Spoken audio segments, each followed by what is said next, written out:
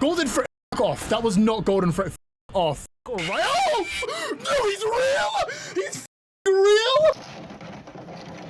I have never played FNAF. This might be coming as a surprise considering the average video on this channel, but seriously, no clickbait, no Twitch acting, that's later.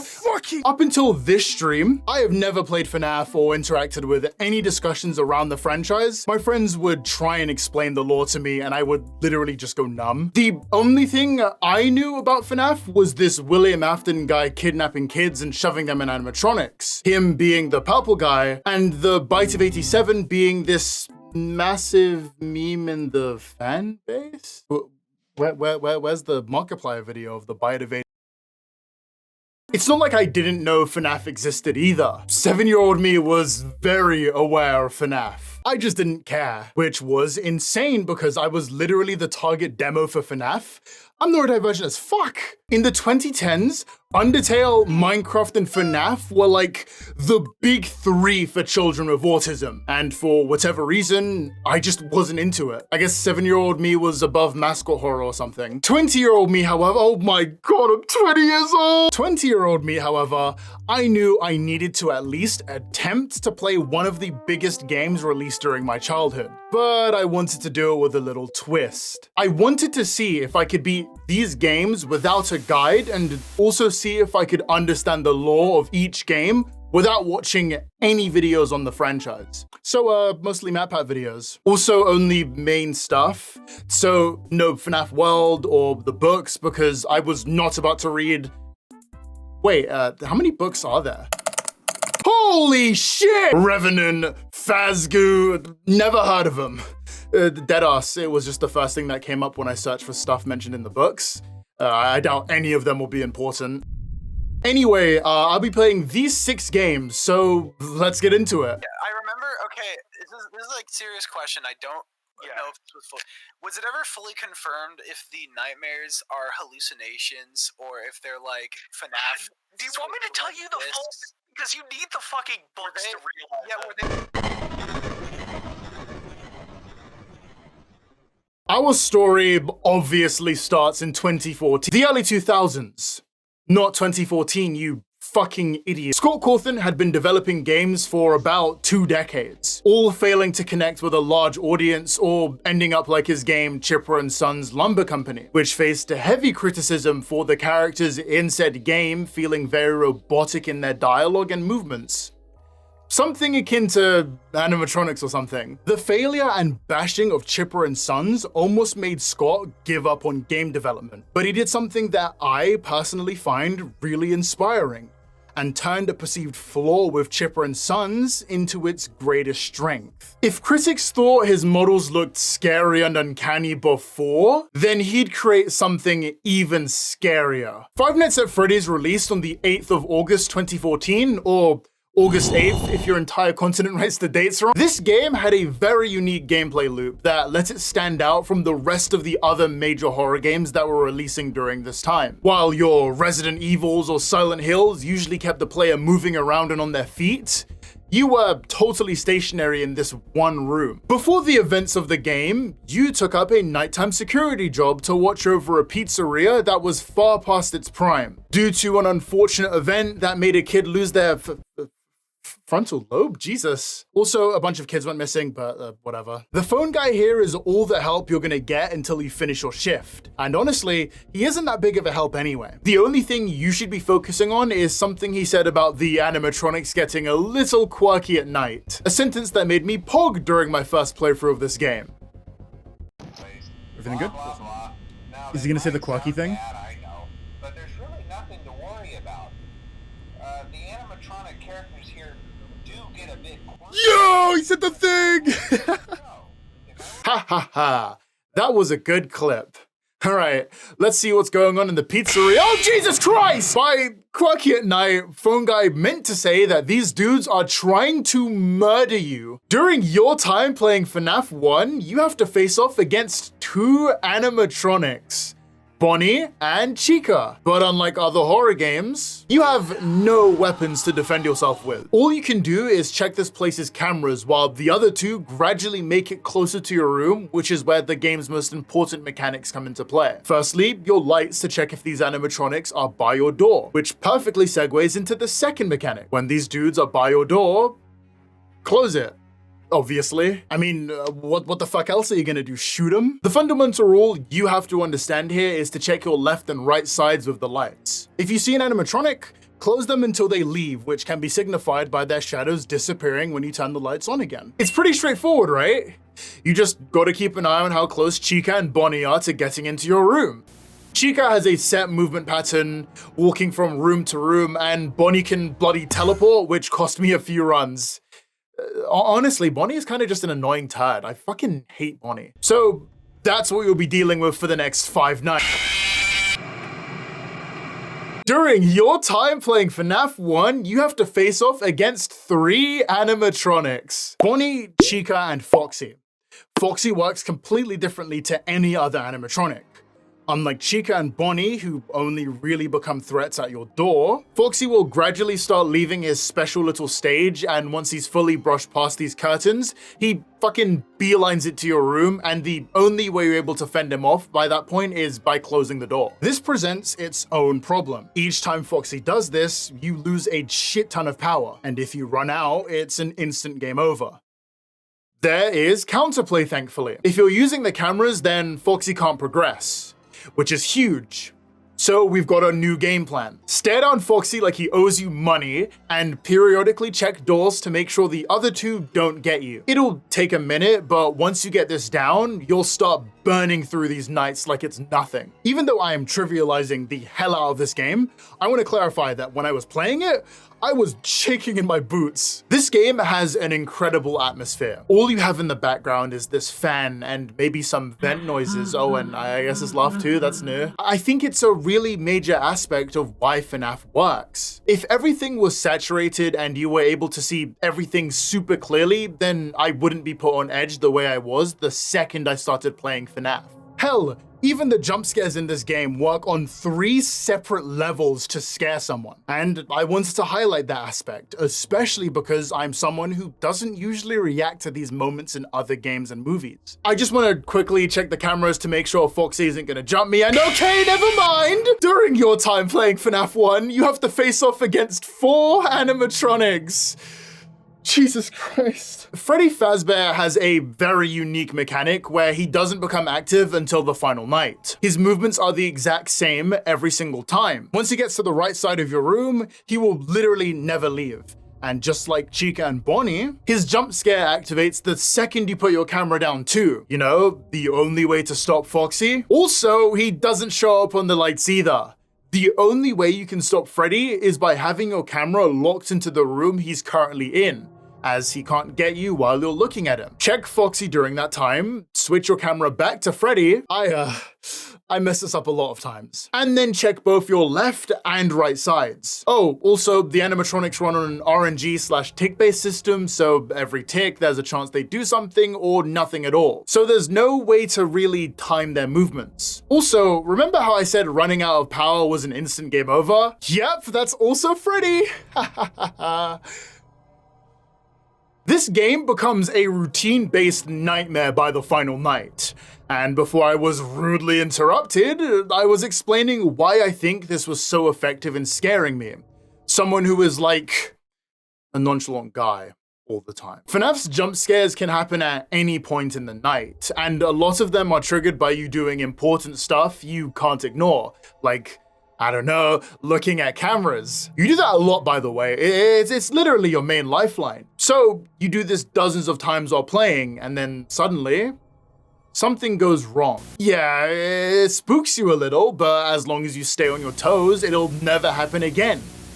Then it happens again with a different animatronic, and another one. And sure, you're learning how each of them work and their patterns, but now that you know, You're on constant edge to make sure you checked your cameras, you've checked your left side, checked the right side. Where's Freddy? How close is Foxy to being out of the curtains? Oh God, I'm almost out of power. I need to use my cameras less, but now I don't know where Freddy is. And what about Foxy? It quickly becomes overwhelming, even though you're not really required to do that much in the grand scheme of things. But you're also at the whims of these animatronics choosing to be bastards in some runs. Like one where Bonnie just refused to leave the left side and I ran out of power waiting for him to piss off. All of this, that terror and frustration, all wrap around into those 3 stages of fear. The initial jump scare, you getting used to that first scenario so another animatronic catches you off guard, and then the most vital and impactful stage, the fear of that happening again. Even after you've legitimately figured out how each of these guys work, there is that looming threat that you might mess up. You might forget to check Foxy or gamble on an animatronic to stay in another room for a bit longer,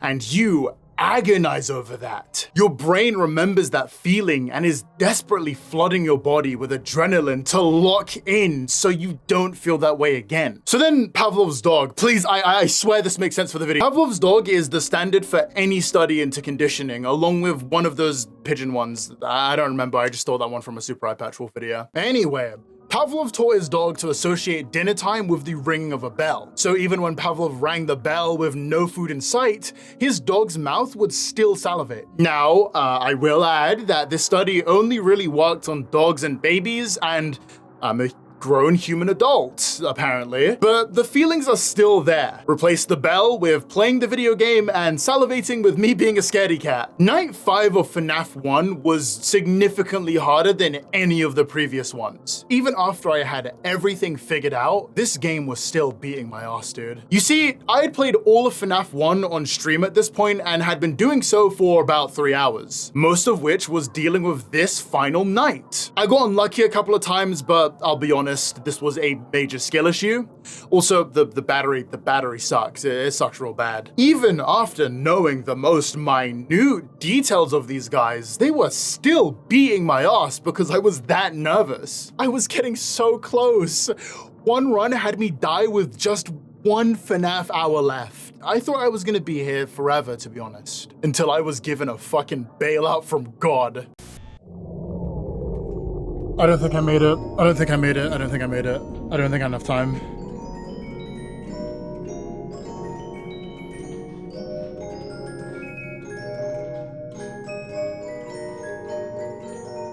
I don't think it was 5 AM for a long, like, I don't think, nah.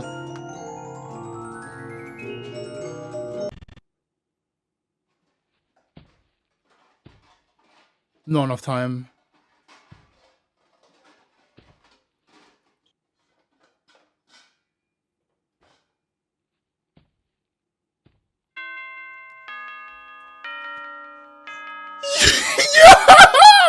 Yes! Let's fucking go! FNAF 1 was really incredible. I think I would summarize my thoughts as, oh fuck, I forgot to talk about the lore. Another goal I set myself was trying to figure out this game's lore without any help.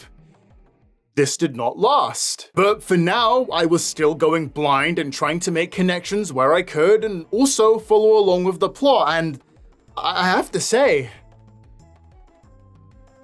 FNAF 1 is a nice way to tell a story while not overwhelming me or taking me out of said story. Also, my chat kept talking to me about this Golden Freddy guy who obviously isn't real. I'm an Undertale fan, so I know what can happen when one theory gets a bit popular.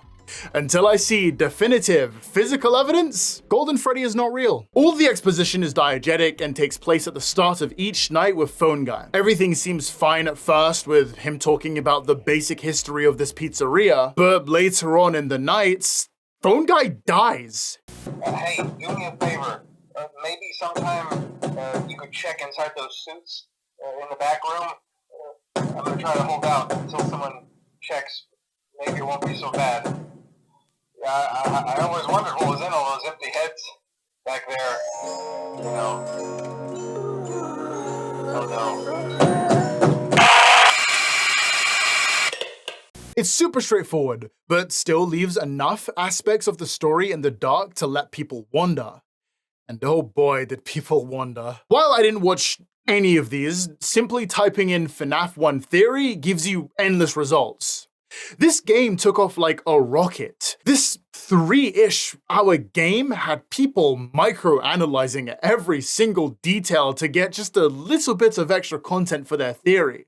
And seeing this happen was really cool to me. It reminds me of Undertale or Deltarune theories that I used to watch over and over again. Oh, right, obligatory mention to FNAF Let's Players at this time. I didn't watch any of these creators growing up, but I wanted to give them a mention because they helped FNAF get seen by millions of people around the world. Both the Let's Players and the people making analysis and theories on this tiny game opened the floodgates that still haven't stopped chugging along 12 whole years later. If you wanted a perfect example of how dedicated fans of this series are, Markiplier was exposed for splicing together a mega hard FNAF 2 mode, and one of the main ways this was found out was by a single loose hair hanging off the edge of his side, which is like holy shit. And then also a bunch of maths. I'll link a video for it. I thought it was cool. FNAF was already inescapable from the release of the first game, and while I've made many references to Undertale already, Cawthon did something that really surprised me. Considering the wait between Undertale and Deltarune and Toby Fox's overall reaction to Undertale's popularity, I expected Cawthon to disappear for like half a decade or something. Instead, we got a new FNAF game in just 3 months. People thought that it's a dream theory. It's not. Because Sister Location comes out like a year later, and everything from FNAF 4 is, minus the fact that Fredbear's exists, Todd Afton is dead, and Michael Afton is a child, is completely null and void. FNAF 4 only works as a story if Sister Location and everything past it does not exist. Shameless plug. You know exactly where I'm going with this. So my ego is proportionate to my sub count. You should follow me and join the Discord and give me money. Thank you. So, 3 months isn't a long time for a game to be made, right? Surely that would impact the game's quality or something, right? Well, not for another amount of minutes. It's 21 minutes. Sorry, I sound so terrible. I got the flu while editing this. Cinco las Noches en Freddy's 2 is my top 3 favorite FNAF games, which apparently is a hot take from what I've been told, but I didn't bother checking, so I'll assume it's true so that I can pretend to be a contrarian for a bit. FNAF 2 released on the 10th of November 2014 and has you working another nighttime shift at another pizzeria, because the first time you did it wasn't bad enough. This time you have to face off against the toy animatronics, which are... I'm hesitant to use the words cuter with this render of Toy Chica. While I was watching FNAF 2, my cinema broke out into barking when she appeared in the movie. They look a lot more polished and cleaner than the ones in the first, but they are definitely still trying to kill you. FNAF 2 follows a similar loop to the first game, but improves on one thing that slightly bugged me about the original game, and it was the fact that Bonnie and Chica could stay at your door forever, theoretically, and it made clutch moments very annoying. Now you have this mask you can use to immediately trigger a cutscene that has the animatronic leave. And also, there are audio cues that play when a character is in your vents too. Cawthon actually flirted with the idea of you making the mask have a poison meter so you couldn't just hold it. Honestly, I would like to see a build of the game of that implemented. It'd be really cool. You'd think this would make the game easier, but no, my friend. This game looked me dead in the eye and said, FNAF 1 is pussy shit next to this, nigga. If FNAF 1 is smallpox, then FNAF 2 is MMR. There is a vaccine, but it will give you autism. I want to clarify very quickly that I don't think vaccines give you autism. That's Tylenol. Ignoring that, honestly, really weird vaccine metaphor. What was I smoking when I wrote that? I think this game is where I became hooked on Five Nights at Freddy's. Going back to FNAF 1 for footage made me realize just how much FNAF 2 raises the bar in terms of spiking my blood pressure. Sure, 4 animatronics is pretty tough to deal with, but what about fucking 10? There's Toy Bonnie and Balloon Boy who attack you in the vents, Mangle who plays this super loud radio distortion noise whenever he's about to get you. But then there's Toy Chica and Freddy, who go inside your office. You aren't even allowed any of the safety granted in the first game. These dudes won't stop at just the doors now. They will get as close as possible to you. My soundproofing fell off the wall. but will back off if you wear that mask I brought up earlier. Hey, dumbass! See that hazard symbol on your right? Yep, there's a toy box you have to wind up or it's an instant game over. So, just for a quick count, you have to check your left and right sides, check your front, wind up a music box, and don't forget to put on your mask. Okay. Can I just take a quick breath? Well, what about the other animatronics? Withered Chica, Withered Bonnie, Withered Foxy, and Withered Freddy.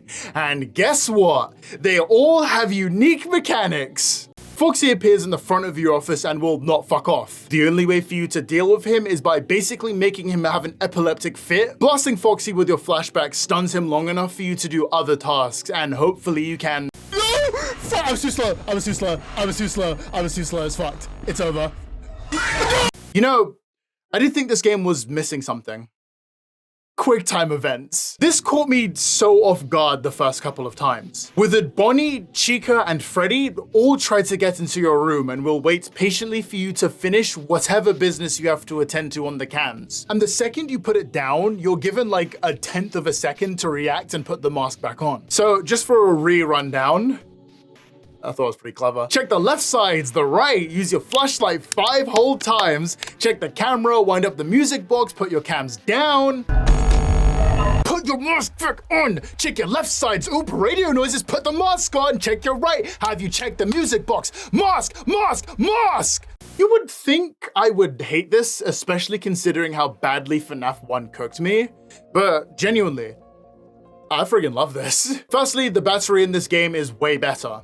It basically never runs out. Secondly, this game makes me freak the fuck out in the best way possible. No, the fucking camera!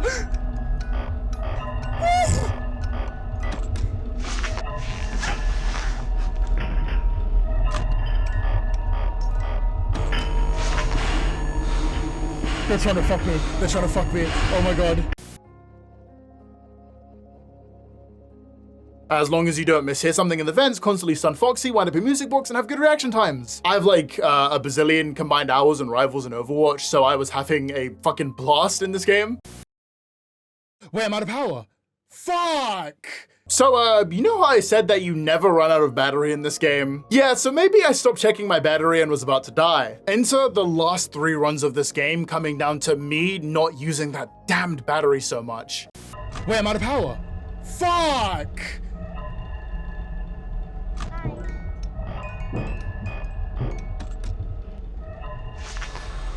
No, because, okay, so Bonnie was in that hallway. I might just make it. Let's fucking go. Let's fucking go. Except I lied. I won by a hair again. Man, I love this game, dude.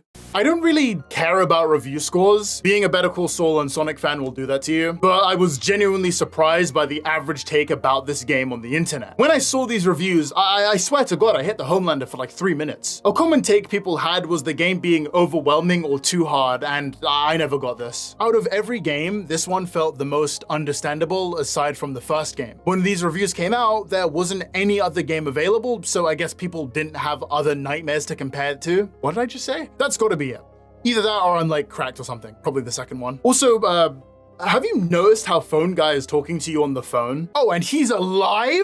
I was so busy tweaking over the 10 animatronics I was dealing with that I never even bothered to question it. But yeah, he died. Look.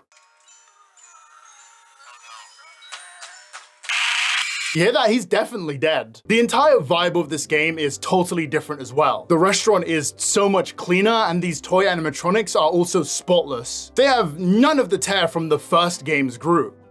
So what could possibly... We're in the past. I feel like that's the most obvious part of this game's story, considering all of the info that we have wouldn't make sense if the sequel was set after the first game. Like, the quality of the pizzeria and Phone Guy being alive, that's a pretty big one. This game being a prequel sets up my inner timeline like this. The events of FNAF 2 happen, that kid gets bitten in the bite of 87, and then FNAF 1 happens. Wait, fuck, what about the cutscenes? There are straight up cutscenes in this one that have you looking through the eyes of a Freddy from FNAF 1, which I originally thought was in reference to the ending you received if you died in the original game. An animatronic gets you, and then your eyeballs get shoved into a Freddy animatronic. But then that wouldn't make any sense because Freddy is very much already active before you die. So it's definitely not supposed to be you from FNAF 1 in here. So it's what one of the kids can see, right? Each night you're shown more of what exactly is going on with the animatronics going into attack mode or something. And wow, Freddy is looking a lot more piss colored than usual. Ignoring whatever that was, the final night introduces a character I legitimately didn't even run into during any of my runs because I'm so cool. But this dude appears if you manage to run out of time for the music box. Writing this after playing all of these games is a bit surreal since this character is one of the most important aspects of the story. Just remember that this dude was there in the original Pizzeria from FNAF 1. So of course, he would also be in FNAF 2. Wait, why did the animatronics look more beat up in the game before the first one? Withered Foxy, Chica, Bonnie, and Freddy are supposed to be from the first game, right? But if that's the case, why do they look like that? I mean, these wither designs are fire and kick off the hot streak for absolutely stunning concepts in the future series, but they also break this game's alleged placement in the timeline. Bonnie's whole ass head is missing. Well, don't worry. Now that I've played these games and had one of my friends in the Discord call explain this to me, I now think I know what's happening here. So at some point in another game, William destroyed these animatronics and made the toy ones to replace them. They don't have the kids' souls in them like the original ones. This is an important note to make that I forgot to make. But after FNAF 2, he would rebuild them for the pizzeria you watch over in FNAF 1. Is that confusing? Yes, a little, but aren't these designs awesome? This was also the first game where the 6th night was mandatory. I didn't explain those extra nights, have I? Basically, after beating the 5 nights, you're able to do an extra hard 6th night, and then usually a 7th one that lets you then do things like the 420 mode and stuff like that. Not important for this. These will all be lore relevant, so make sure to take notes in your FNAF textbooks, or are you too busy drawing, Maya? Anyhow, the 6th night of FNAF 2 is absolutely the most important part to piecing together this story, because you get one last call from Phone Guy.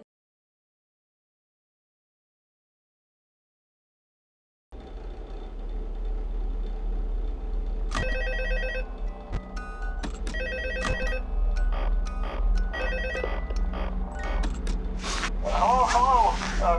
What on earth are you doing there? Didn't you get the memo?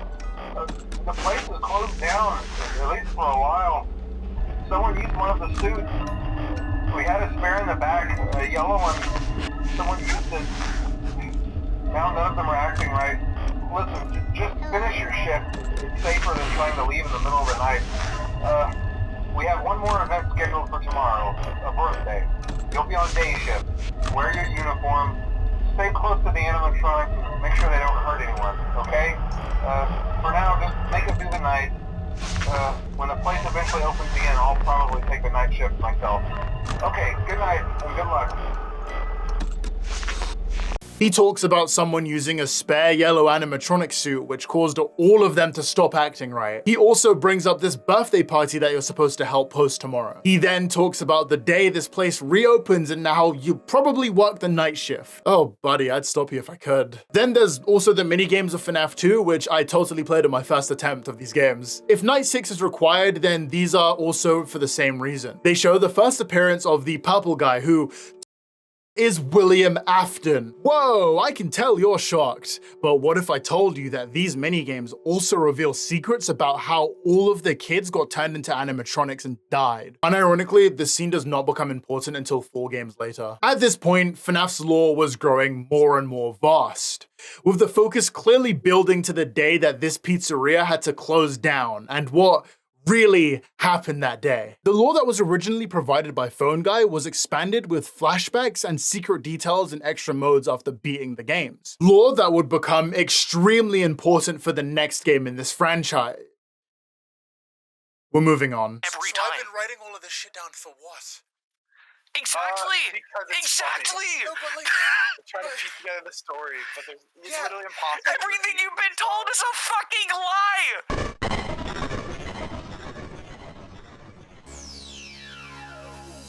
Sonic Adventure 2 was considered to be the greatest Sonic game released at the time. Oh, sorry, what I meant to say was that SA2 is still considered to this day the best Sonic game ever released, period. The common consensus is that this game has the best gameplay, story, and music. It probably spawned the most popular character whose name isn't on every box in Shadow the Hedgehog, and might be the most cited video game ever in video essays complaining about Tails' characterization. The game released back in 2001 and has some of the most iconic set pieces in media. Not just Sonic. It had a second gust of wind with Snapcube's real-time fan dub. Not that the game needed it, because even Sega hasn't moved on from this game. At the end of every concert, what song do you think was playing? That's right, Live and Learn. Unrelated, but I went to the last Sonic Symphony in London and it was so hype.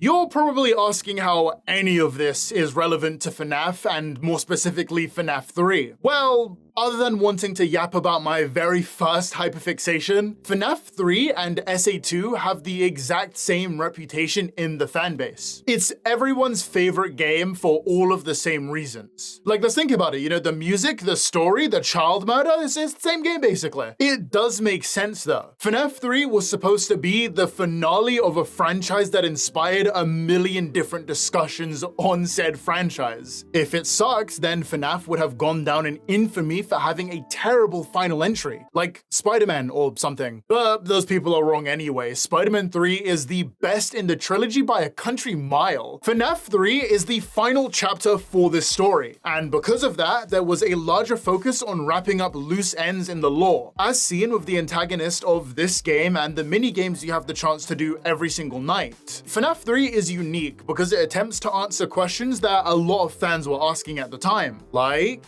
what happened to William Afton, and what will happen to all of those kids stuck in the animatronics? Answers you won't get until you start this game. Hey,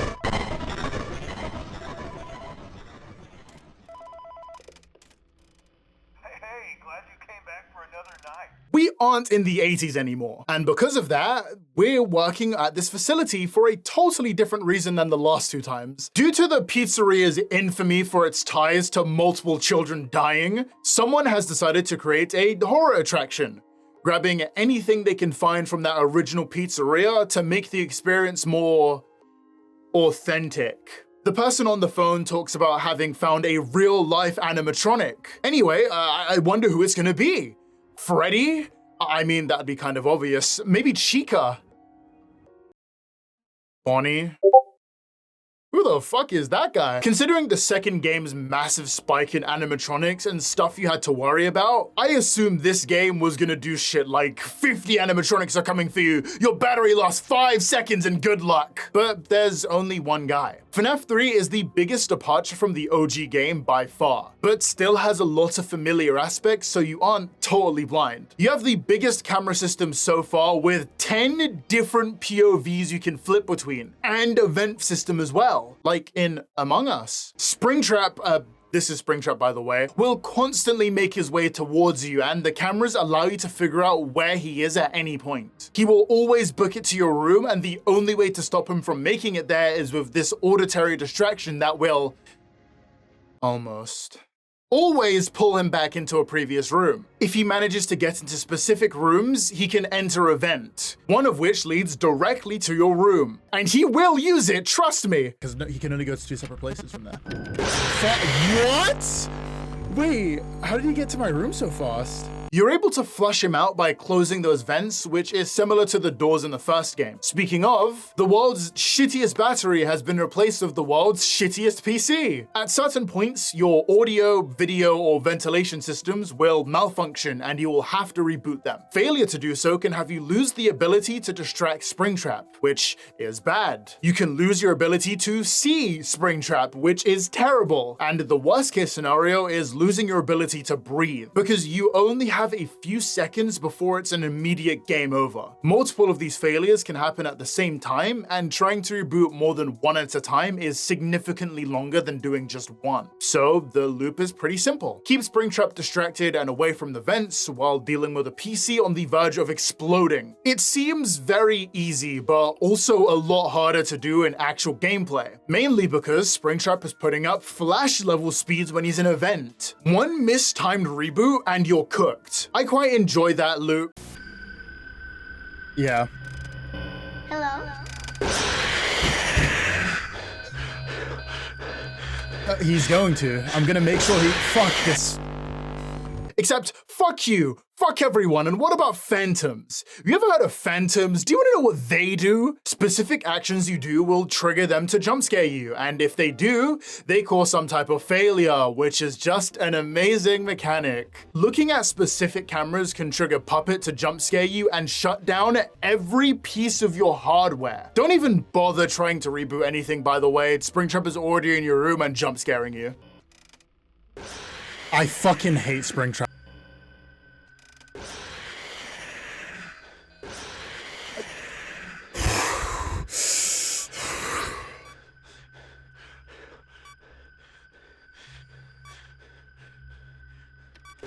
I'm gonna fucking... Some of you might have called that a rage quit. I call that a fun overload. Moving on for absolutely no reason, Springtrap is an excellent idea for a boss? Enemy? I don't know. Springtrap is a perfect idea for an animatronic in this franchise. Up until now, you could simplify each animatronic's behavior as barrel towards the player like a chicken with its head cut off. They are not very bright, and that makes sense considering these dudes are children or literal robots. Like, think about how stupid people are already. When are they at their dumbest? Exactly, childhood and their late 40s. Before I knew the big reveal at the end, I instantly thought Springtrap was an adult who managed to get trapped in a suit. Doubly so when Phone Guy brought up someone getting themselves trapped in a spring suit. I love that even if you didn't put that together because of the ties to the last game, you could still figure it out by watching how Springtrap carries himself in FNAF 3. He uses actual strategy to try and get you. Forget a few animatronics piloted by a kid's spirit. This guy is a grown-ass man who doesn't need 10 babies to distract you. By hook or by crook, he is going to trick you, hide from you, and eventually kill you. And I think that's awesome. You know how easy it is to tell when an animatronic was about to kill you before? Take a look at these two pictures. Where is Springtrap in this? Or this? Or this. He's here, by the way, you're welcome. He has noticeable glowy eyes that should make him oh so easy to spot, but he just fucking turns around and closes his eyes so you can't see him. This dude has light Yagami levels of IQ. I cannot glaze this game enough for one of the best subversions in this franchise so far. I'm sure everyone was getting hyped, speculating over all of these new animatronics and how they'd work, only for this game to have just one, and for it to still be the most intense challenge you've faced so far. Currently doing a tieism here, but the fact that your defensive abilities have also been stripped down is kind of a good touch. From a real life perspective, you would immediately underestimate Springtrap since you only have to focus on one animatronic, and that'll be so easy. Then, the in-universe reaction, where everyone thinks the Pizzeria incidents are just some urban legend. They don't have to be cautious like people were in the last two games. From both perspectives, the narrative and meta-narrative, you're in the same position. Everyone's lax attitudes has now left you lacking the tools you could have used to hold off Springtrap better, and I really like that. Your main way of actually fighting him off is just with those audio distractions. So your PC crashing is such a frantic moment every night. You're hoping you can reboot everything, track down Springtrap, and distract him all before he gets you. Too bad that last line of defense only works half the time. So, Sonic Adventure 2, best game in the franchise. Sega is still trying to generate that level of hype, yada yada. I don't think any of what I said earlier was wrong. I just left out the fact that I don't like that game.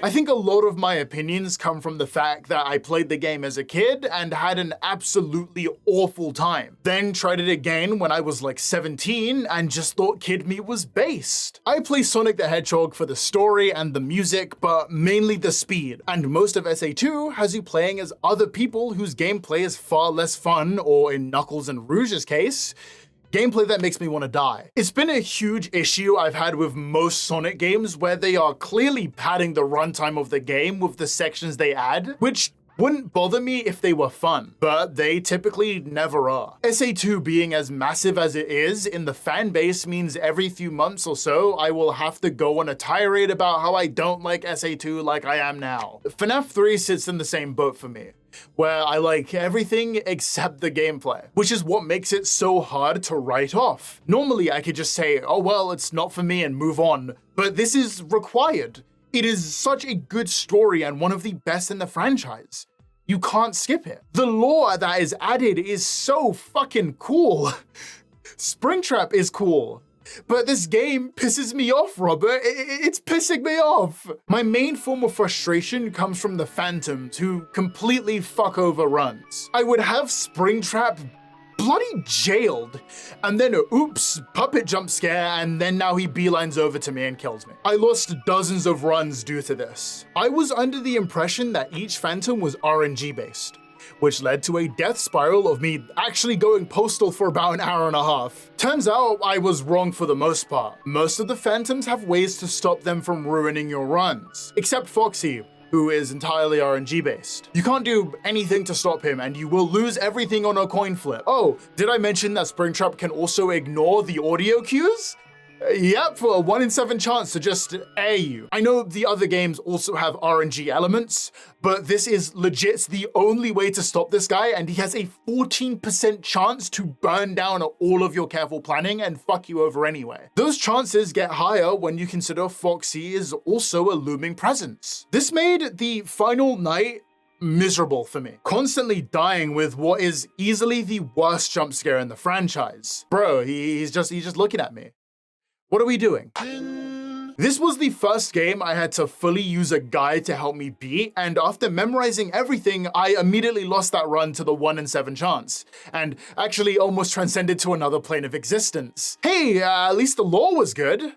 I may or may not also have an issue with the way the lore is conveyed in FNAF 3. I could see someone just dying over and over again to get more lore, but FNAF 3 does something so weird. Firstly, there are multiple endings, depending on whether or not you engage with the game's lore. My issue comes with how one figures out these little bits of lore. Okay, so here you are in the FNAF 3 room. Without looking up a guide, tell me what I'm supposed to do here. So, you know that tile wall? Yeah, click it.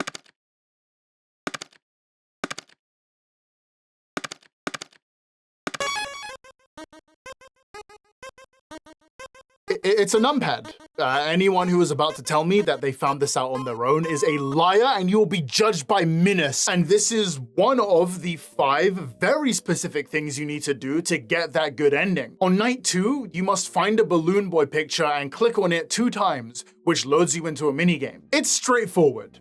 You collect all the balloons and then... Have you learnt nothing? That exit is nothing more than an apparition, an entity created by the haters to distract you from your true destiny. Reject society's expectations of you and walk out of bounds. Become a free spirit like Andrew Tate. Now, I truly don't really understand what this is myself, so allow me to come up with a crackpot theory on the spot. I think this minigame is to show you how William caught the kids that he used for the pizzerias. What should be a simple catch the balloon minigame is actually William luring this child to somewhere secluded, somewhere far enough that nobody will hear the kids scream. This isn't the first time either. All of those crying balloon boys you see are supposed to be other victims who weren't lucky enough to become a part of William's family. At first, I couldn't make out what this was, but it's obviously William in a costume holding balloons. He towers over Balloon Boy because that's how adults would feel to a kid. But William, he's warped and covered in darkness. Only those glowing eyes are visible. You never see it. But to me, it's obvious William killed this kid right here. That final multicolored balloon probably being the last moment of whimsy he had before he was trapped in a nightmare for the next 40 years. The next night you have to play... Play on the arcade machine? Sure, okay. This loads you into the next minigame with Mangle, someone who I haven't really talked about, but definitely has a cool design and backstory. The kids at the pizzeria would rip this animatronic to pieces over and over again, their pieces now mismatched and withered. This minigame sees Mangle put themselves together again and also avoid the exit. I think it's a very cool detail that going for the exit causes the bad endings, because that exit is an embodiment of wishful thinking. It would be nice if these children could escape their fate, but that isn't what happened. You can't free them by focusing on futures that don't exist. Also doubly works because in FNAF 2 you find out animatronics can't leave the pizzeria because of security stuff. You start to fall in this sea of red before landing in front of someone who is distraught for some reason. You continue walking and begin platforming on a balloon stairway to heaven, ending with you jumping into a cake. I would drop my analysis here, but the next minigame continues the story. Night 3 requires you to find cupcakes on different cameras and click on them. Cut to you now playing as Toy Chica. Breaking the game's boundaries leads you to this crying child. You drop them the cake that Mangle jumped into in the last minigame, and it becomes obvious now what Night 2's minigame was for. Mangle was hiding in that cake, waiting for a moment to jump out and take another child. This part was supposed to be more of a rant, but I keep noticing cool details whenever I start going into over-analysis mode, like the fact that breaking these minigames' boundaries are symbolic of the animatronics breaking away from their programming. They stop being entertainers and turn into killers and kidnappers. Night 4 has you playing as a weirdly colored Freddy. Who's that? It's another follow-up to the technique Chica used before, finding an isolated child and handing them a cake. I wasn't really moved by these minigames at first, but now that we've reached the halfway mark, it does paint such a horrifying image of a man who is disgusting enough to do this. Turning them into animatronics is one thing, but these 4 nights have shown how his techniques to do this have changed over time. At first, William would lure these kids away, but with these new animatronics, he doesn't have to lift a finger. Chica can deliver a cake to a kid. Another victim. William can hog the stage and distract everyone with a subpar performance while Freddy goes off and adds another unwilling guest to their band. Night 5 is the final part of this story, where you need to click on a shadowy poster and then you play as him. A purple Bonnie with those eyes. Those eyes tells you everything you need to know. You're playing as William Afton right now. Even with this well-oiled machine that would take all culpability away from William, he still needs to get his own hands dirty. You flip through the previous minigame, like you're an admin using a console, which is fitting considering William owns the place all of these flashbacks took place in. After managing to get yourself outside of this boundary, you hand that kid his cake. Returning to Night 5 with Springtrap, you need to click on another poster, which transports you to the final minigame. You walk to the end of this room and are surrounded by figures who have lost all of their color. These are the kids William has been erasing in these minigames, each of them wearing very interesting masks. The lack of any saturation shows us these children's journeys have stagnated. The mask acts as a way to take away the final thing they had left. Their identities. You give him a cake, he receives his new face, and you all disappear. Once you have done all of that, the only thing left to do is finish this final night and finish this long story. It's pouring outside. There's thunder and lightning radiating through every window, but none of that matters. All you can focus on is the smorgasbord of metal corpses surrounding your spirit. After the completion of a night, you would see William pulling each animatronic along and eventually destroying them. If you tried to run, he would always catch you. With the context of the minigame, I think I know what's going on. That crying thing from an earlier minigame was William. Some of you are going to rightfully say that this is the marionette because of the leg designs, but fortunately nothing in FNAF is ever confirmed, so I'm technically not wrong.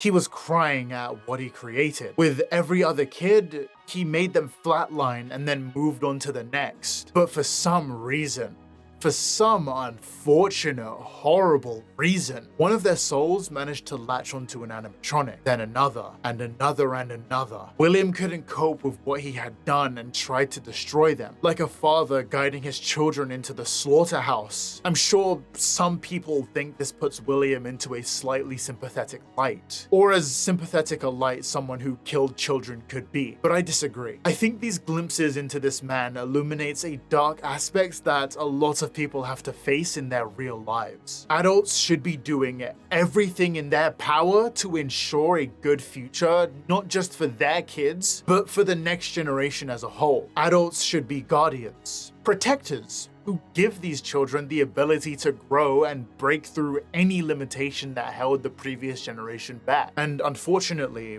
this is not the case for most children. They're neglected, abused, and left to fend for themselves in a world that is more hostile than it's ever been before. And I think William, the Pappo guy, is a culmination of the failings of adults. He didn't just clip these kids' wings.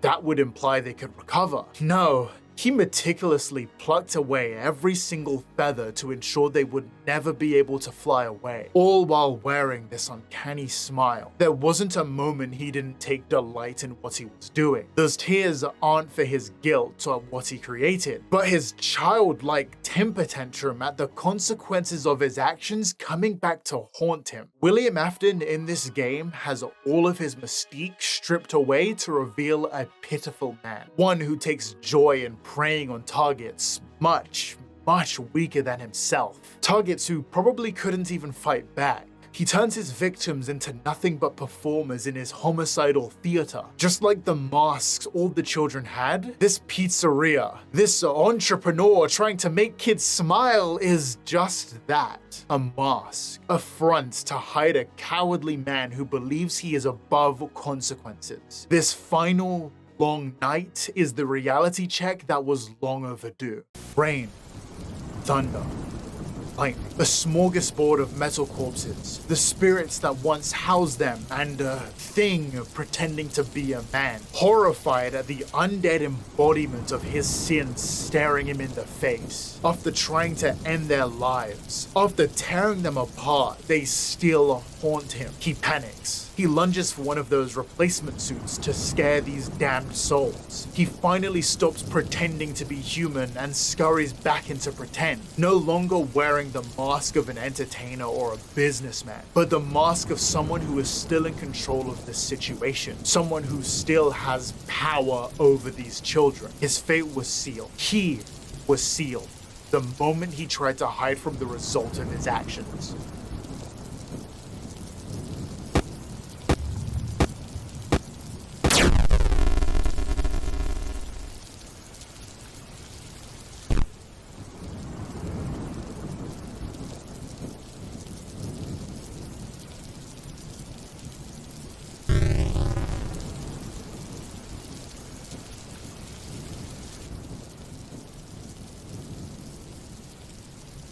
Not just sealed, but crushed and rinsed of his insides. His punishment for stealing these kids' futures is being forced to live in the same hell he trapped them in. His identity fades away, and he is replaced with a new title, the Pappo guy. He doesn't even get a real name. He doesn't deserve it. Those 4 kids who kicked all of this off are finally allowed to pass once someone finally uncovers their truth. Their suffering, unearthing the truth, also begins Springtrap's punishment, with this place burning to the ground. It is a perfect ending. I wish I could end the FNAF 3 section here, but we do need to address the elephant in the room, which is how the fuck does anyone figure this out naturally? Maybe if you get the first minigame, that would maybe lead to someone just clicking everything on the screen? In your office, sure, but the bleeming cameras? The cupcakes in certain rooms? The one poster? I feel like most games make the path to the good ending pretty straightforward with context clues. Like Sonic CD. Yep, we're still not done talking about Sonic. You get the good ending by breaking these machines in each level or getting the time stones. No one has to explain this because you get to the end of a level and see this massive ring in the sky that immediately makes you think, what's that? I'm gonna jump in. Getting the good ending without a guide requires someone to... I don't even know. You just gotta see things in 4D or something. I think this is a good story that is locked behind the most obnoxious unlock requirements, and it does affect my enjoyment of this game. I hate having to use guides, and I had to for both aspects. First one is definitely a skill issue, but that is not important right now. After going through the most just use the wiki bruh segment of this entire franchise, and gameplay I just didn't like, I'm still left conflicted on my opinions on this game. I want to call it bad, but the story is just so good. It ties up all the loose ends, like how the animatronics ended up that way in FNAF 2. William tries destroying them. We get backstories into each animatronic and a really good villain in Springtrap. And the purple guy. I just spent like 10 minutes glazing his depiction in this game, so that has to count for something. I think FNAF 3 lives up to its hype story-wise. It was a satisfying end to this story. For no reason in particular, I wanted to draw your attention to Boruto, and how I did not want any more stories in the Naruto universe after 700 chapters of world building and character development. People just never know when to leave their stuff alone, you know? So Scott Cawthon was unhappy with the Springtrap jump scare, and that's fair. It's tough even calling it a jump scare, to be totally honest. He looked at this conclusion and said, "Again!" Like, don't get me wrong, there was stuff I got wrong, but like they were still. No, it was a cool story. I need you to know that the entire time the actual I've been... answers with the limited information at least make sense with Yeah. the same piece of the puzzle. But now Ty, we're I want to let you know... shit from like decades later. Ty, I want to let you know, I've been fucking... Every time you come up with a theory that's actually good, I've been having the fucking I show speed gif because I know it's worse than what you think. 1, 2, 3. I'm here. Welcome to FNAF 4. So, FNAF again.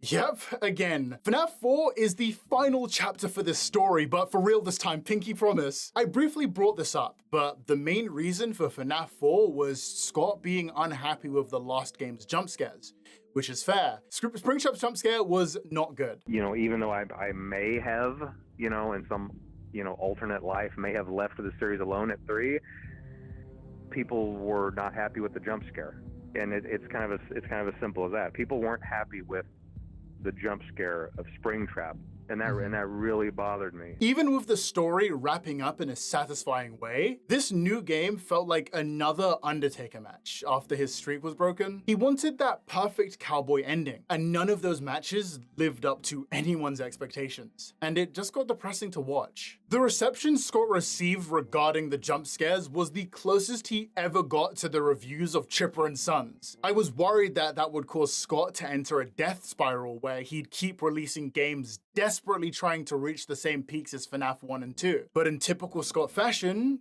he had to do something subversive, something entirely different. If people weren't satisfied with FNAF 3's scare factor, then Scott would just make something even scarier. With the insane spectacle around FNAF 3, I truly did not know what to expect for the next game. Was it gonna be 20 animatronics? Would the player need to face off against a charred and even more withered Springtrap? That was a very straightforward direction I thought this game would go, especially with the universal praise FNAF 3's story received. But it was totally different and something I didn't think anyone was expecting. This is FNAF 4. Seriously, you kick the game off in this kid's room in the middle of the night. After fending off 15 animatronics by this point, in those evil nighttime shifts, you're now playing as a child who can't get back to sleep? That's ridiculous. The game begins with a tutorial explaining how movement and the mechanics work, and you should immediately notice how similar this game is to FNAF 1. You have to check your left and right sides, and here for breathing. Behind you is this Freddy plushie called Freddles that will get edgier and multiply unless you shine your lights on him, and then you have Foxy.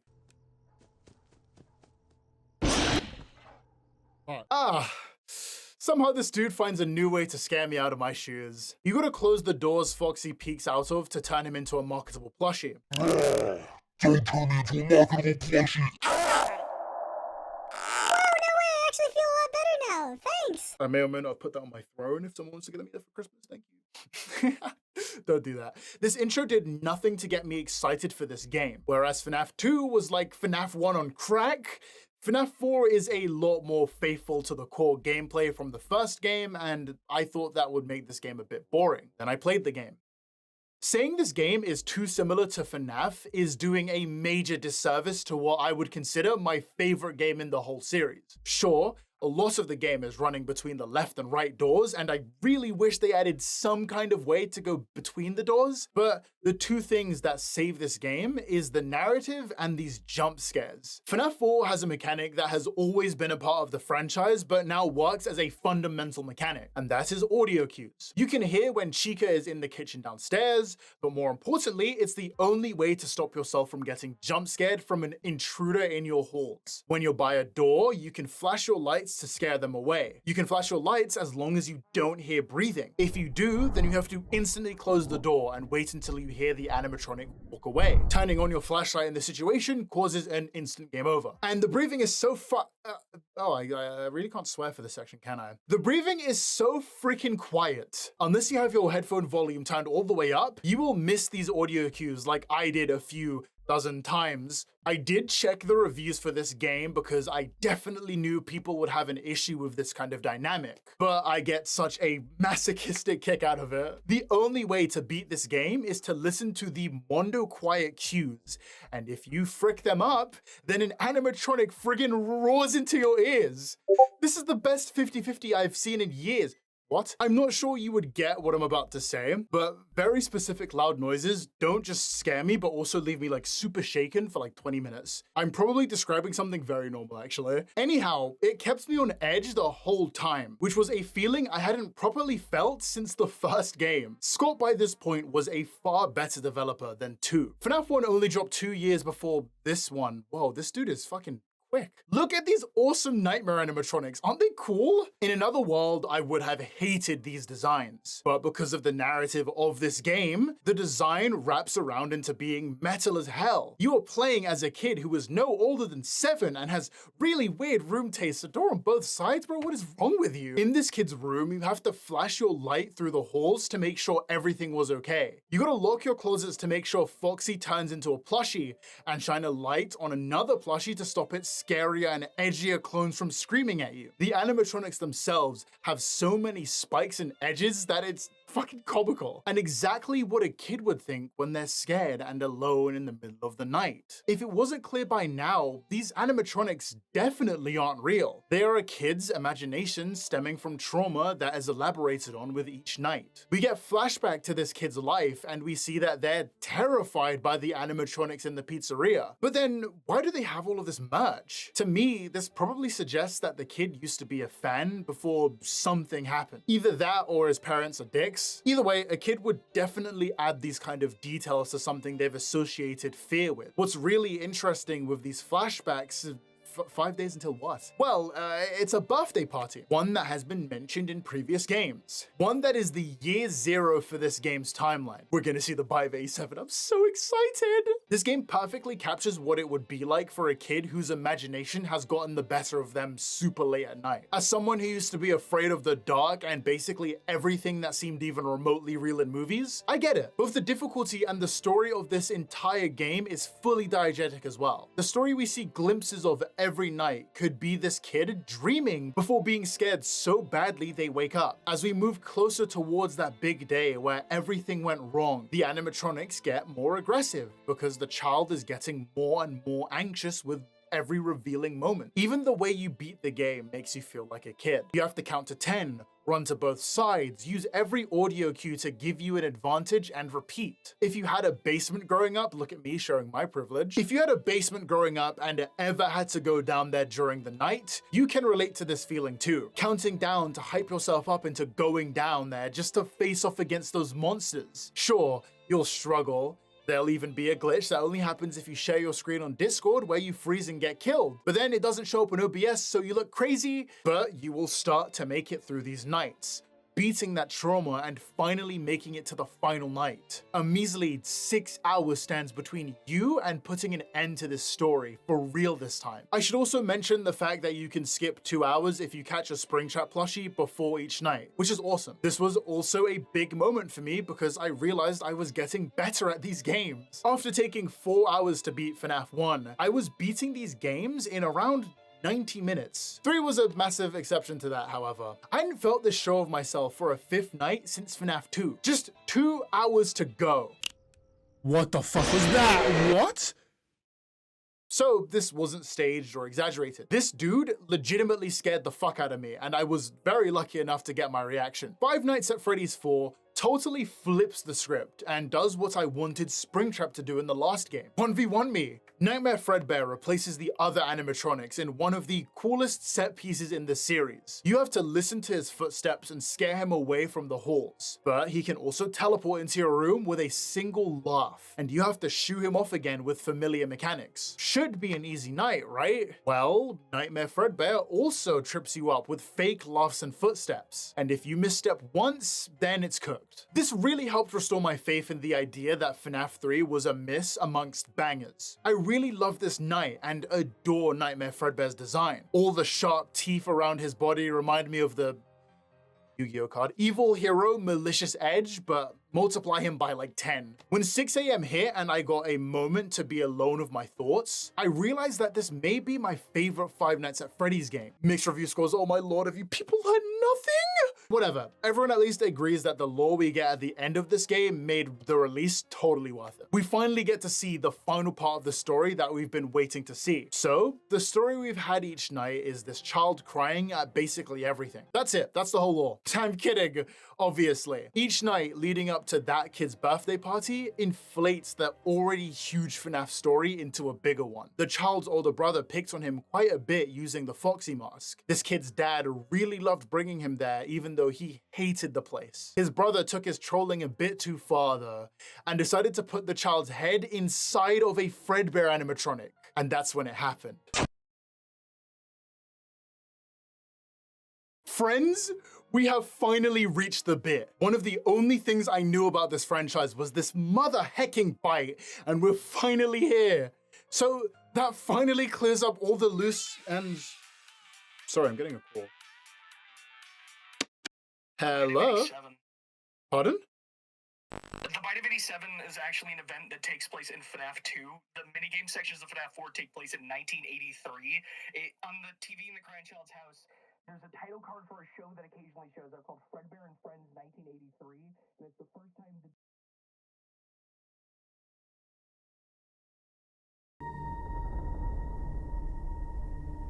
Was that the Bite of 87?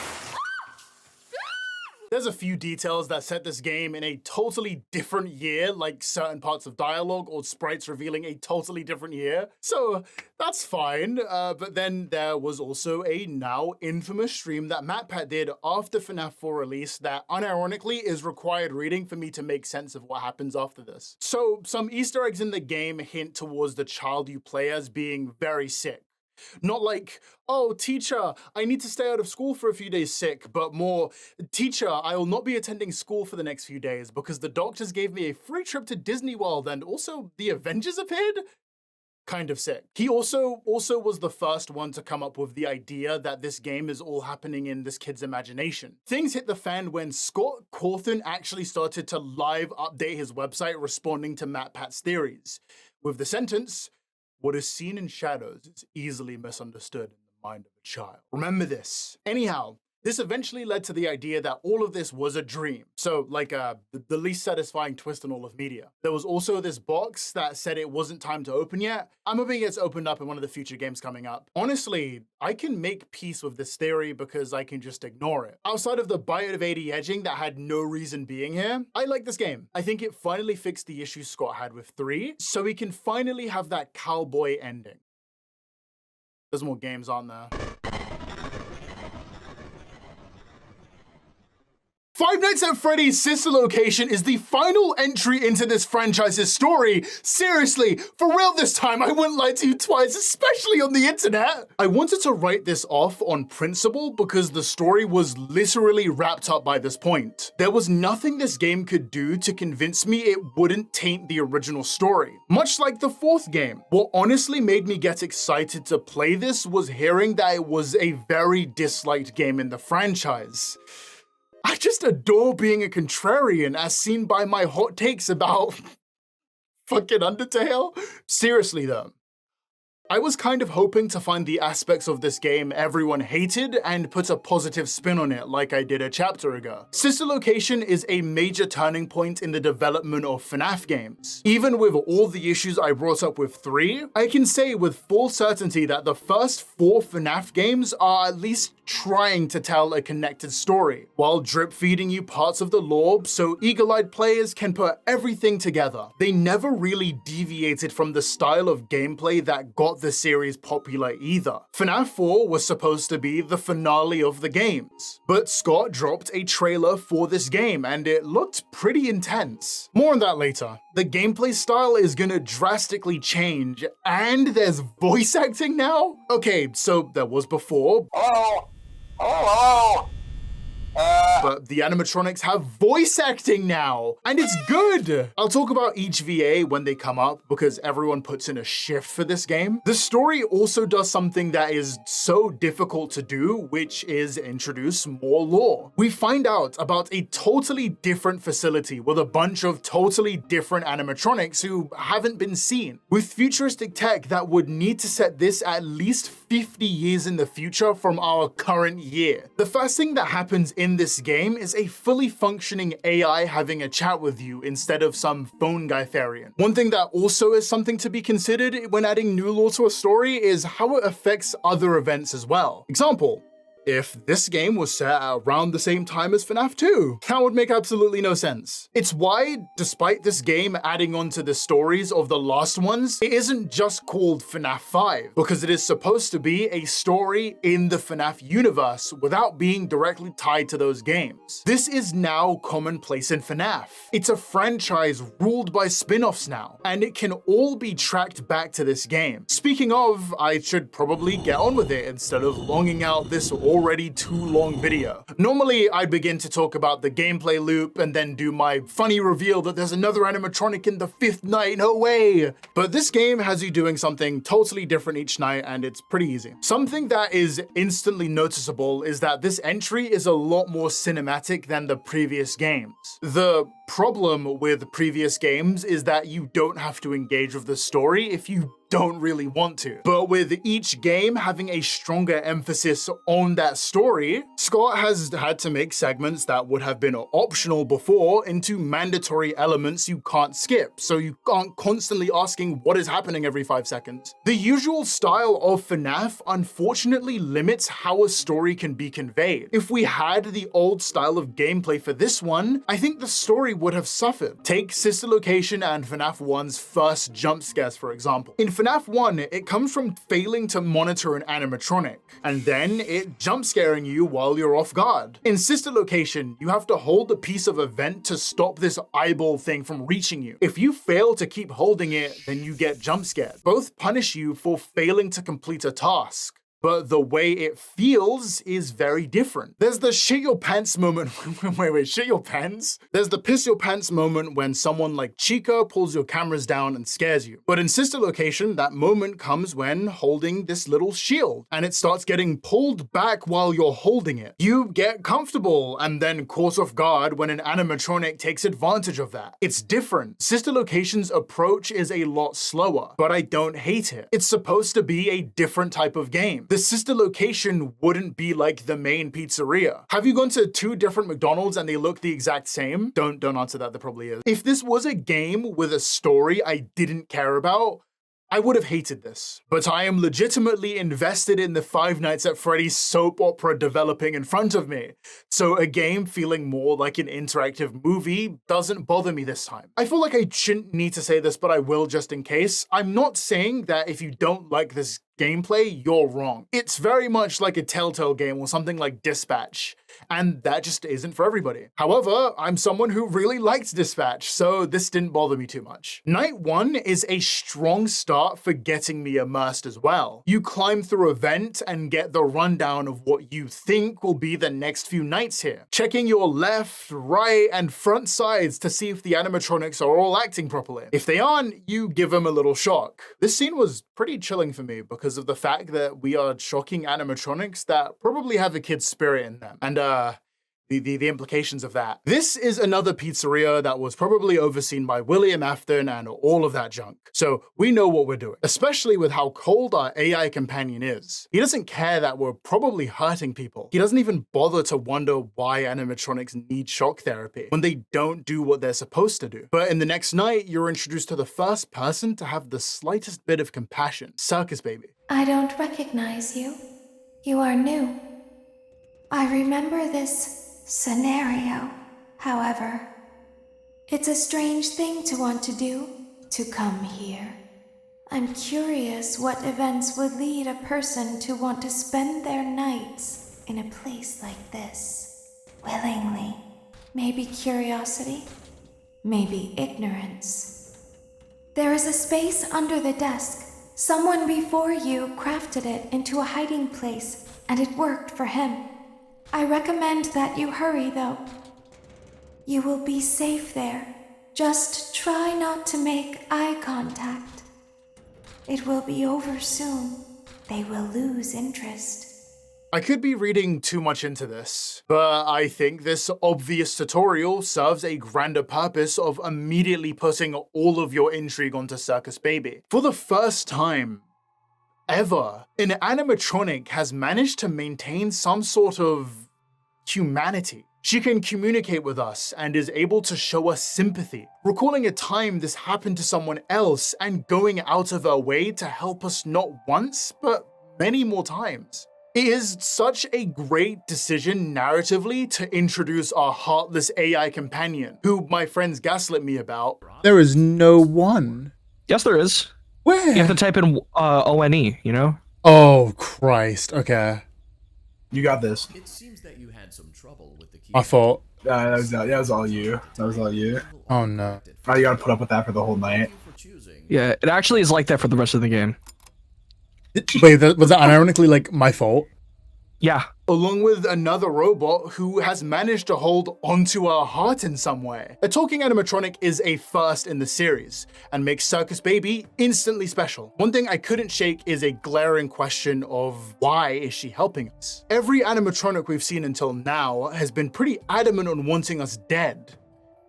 So what's changed? We have to start crawling in total darkness to reach this door. The faster you go, the faster you alert Ballora, who will obviously jump scare you. I feel like 5 games in and over an hour into a big discussion about all of these games, I shouldn't have to explain that an animatronic in the series of games known for jump scaring people does that. Oh, we made it to the end. I like the risk and reward elements of this part because you are allowed to go fast as long as you pay attention. Anyhow, you are probably waiting for this moment.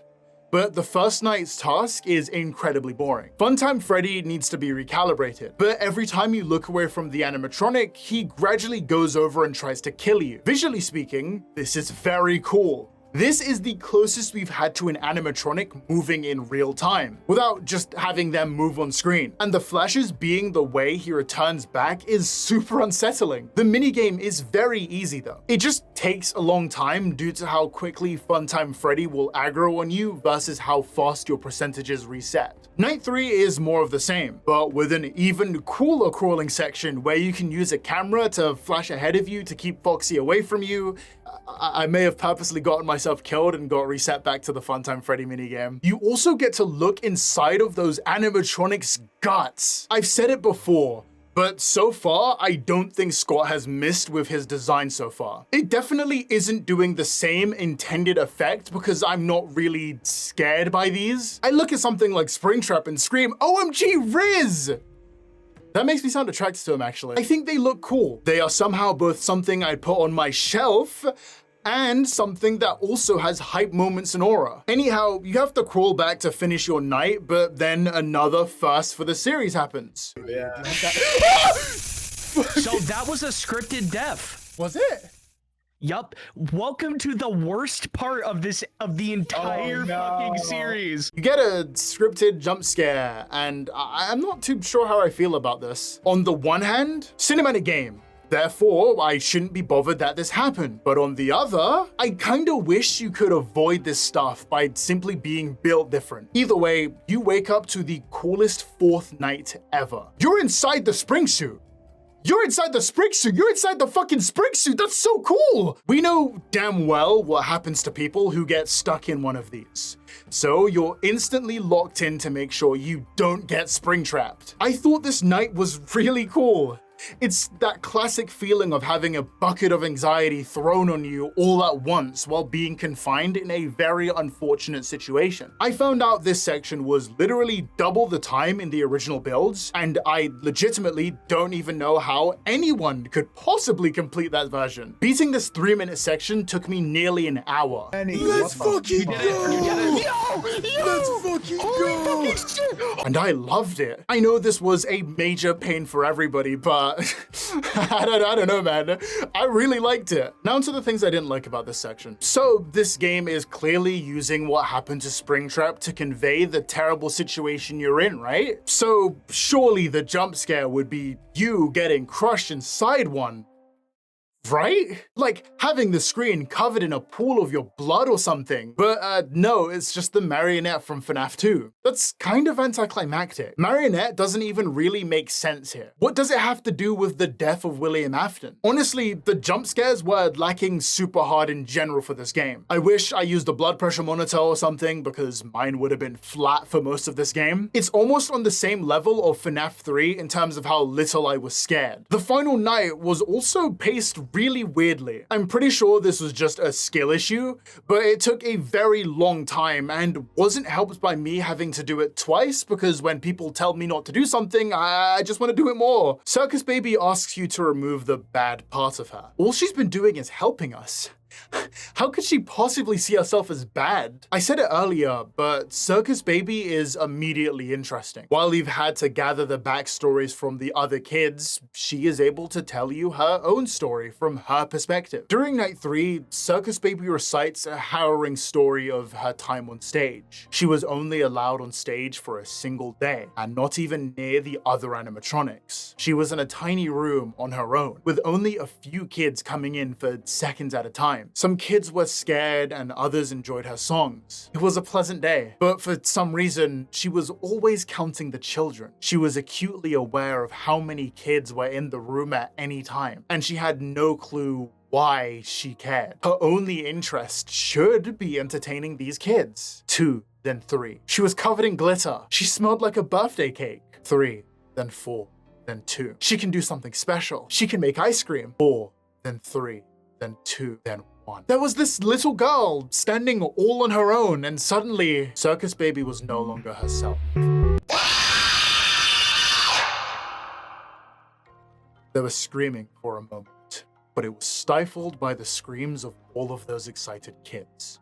She thinks about that day sometimes. Why did this happen? With this story and some extra context from doing custom nights, we see what happened. And more importantly, we're able to piece something together. Circus Baby's eyes are different. They were blue, but after sucking up that kid, phrasing, man, her eyes have stayed green this whole time. The other animatronics weren't affected this way, so I assume it has to do with the fact that the kid kind of got spring-trapped. But it's like the animatronic Circus Baby and this green-eyed girl have merged. The lifeless robot has gained some form of sentience by killing that kid. She also gained compassion, and intrigue, and a bitterness that seeps through in every night after she tells you the story. While you're stuck in that spring suit, you see Ballora destroyed in front of you. Circus Baby turns your attention to herself again. She's still got that childlike mentality, focusing on the way she's perceived on the outside, straight up disregarding what she's actually like, her real nature. The only thing that that matters is knowing how to pretend. I find this genuinely sad. It's already a nightmare being in one of these, but imagine suddenly gaining a fucking conscience in an abandoned pizzeria. There's only a few people who come in and go, and every now and then one of your friends gets destroyed. You can't talk to these people. You can't see the outside world, even though there's a part of you who knows it exists. You're totally isolated. The only memory you can truly call your own is one where you crushed a child into bits. Her scream still ringing out to this day, along with those cheers and screams and joy. Your best and worst is all you are. And with the current situation, that's all you'll ever be. You can't reject what Circus Baby asks. So you just have to remove the part of her that's bad, and once you do that, you walk into a room? I've been out before, but they always put me back.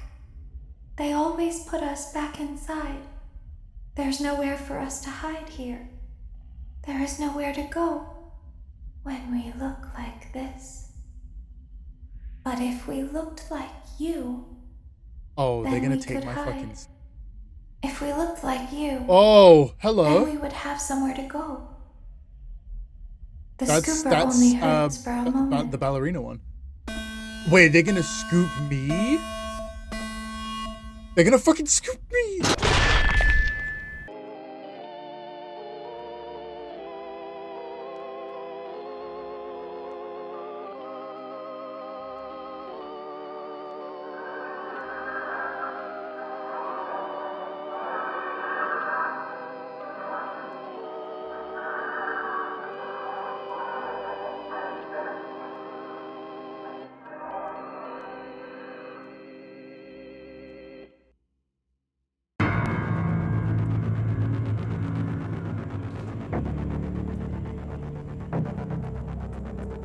Well, that's anticlimactic. I know someone is going to bring up the extra content, but every other FNAF game concludes its fifth night in a satisfying way. Sister Location sets up this really cool premise with Circus Baby, and a few minutes after the fact, you die and the game ends? Did Scott run out of time or something?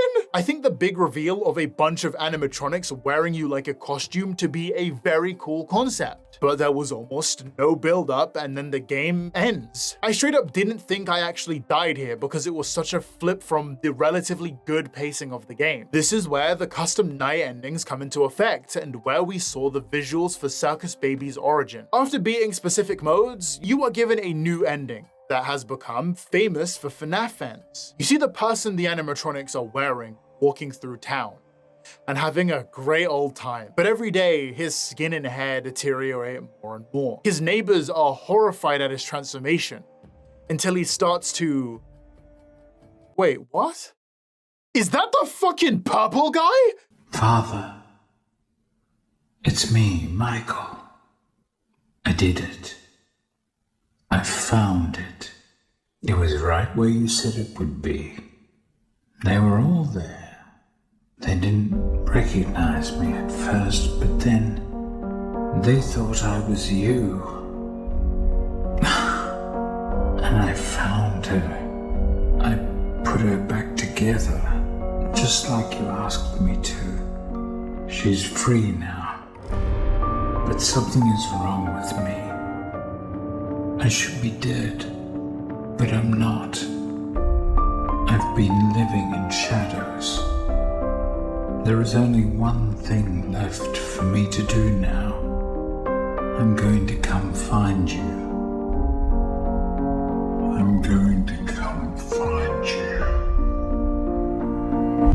Wait, what? So this ending actually confused the shit out of me, and I have only now truly grasped what is going on. This ending was the moment things hit the fan for me. I originally thought that the game was trying to retcon William being Springtrap into Michael being Springtrap, but what this actually meant was Michael was trying to call William. Easy to grasp, but then who the fuck is Michael Afton? I couldn't think of a single time he was brought up to me in the previous 4 games. He was in the FNAF 2 2 movie though. And I know someone is now gonna comment about how Michael was who you play as in the first game, and it's obvious. I would like to point out I was avoiding looking at anything related to connections people had managed to make in this fanbase. It actually got bad enough to where I needed to look at the fucking wiki to put this together, and was then arse blasted by lore of FNAF content I have never heard of. I really was enjoying this game's story, but no.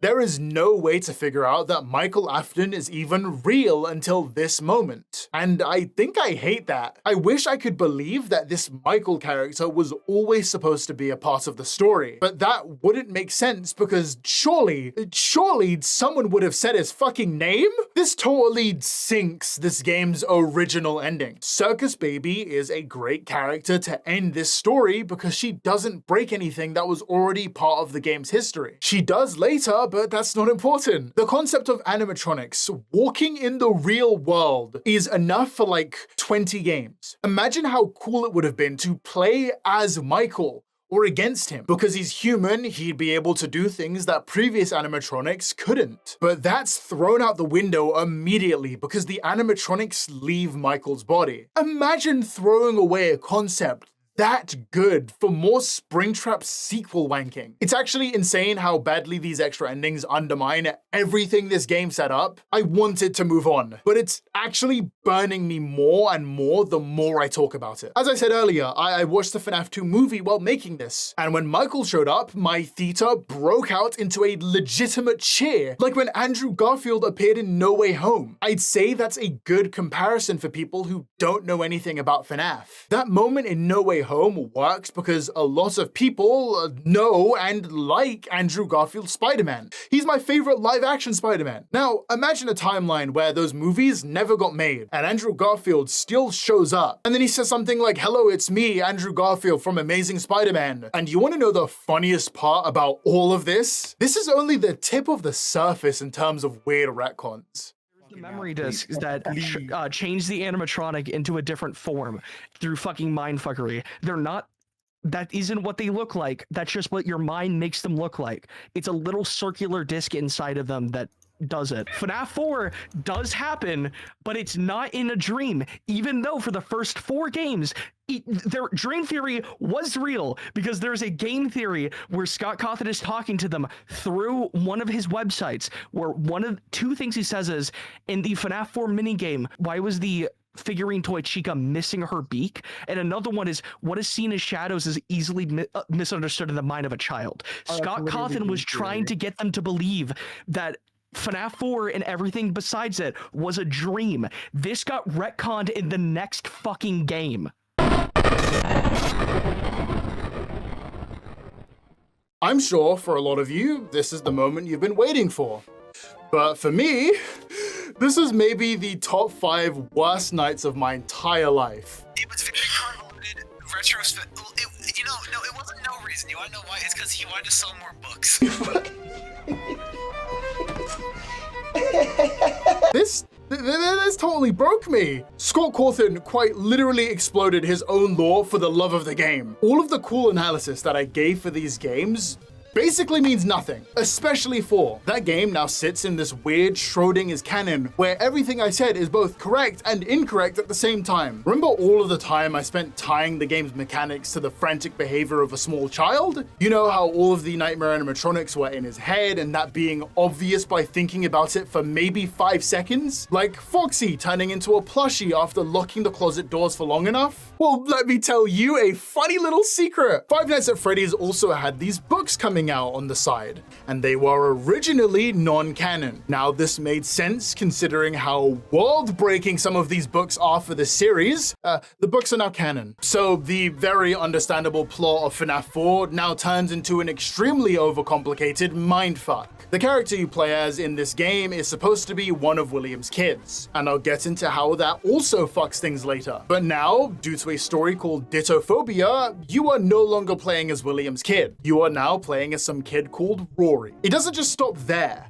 as now there's extra new lore to this story now. Rory is forced to repeat each night and face off against the nightmare animatronics. But no, actually. He passes out, wakes up later, and realizes he's now 17. This is also when it's revealed that William kidnapped this kid and had been using hallucinogenics to keep him from asking questions. And then the reason is because William wanted to test the effects of fear on a child who had no breaks in between them? What? Rory then walks by the sister location area for synergy, I guess, and is manipulated into going back inside of his evil torture zone. Okay, so William Afton needs to test how fear affects kids for extended amounts of time. So he kidnaps this kid, right? Then drugs him and makes him go through the events of FNAF 4 for a flimmin' decade, but then the kid realizes how messed up his situation is and escapes. In doing so, he then reveals the fact that the house in FNAF 4 was also neighboring the facility and sister location, but then he...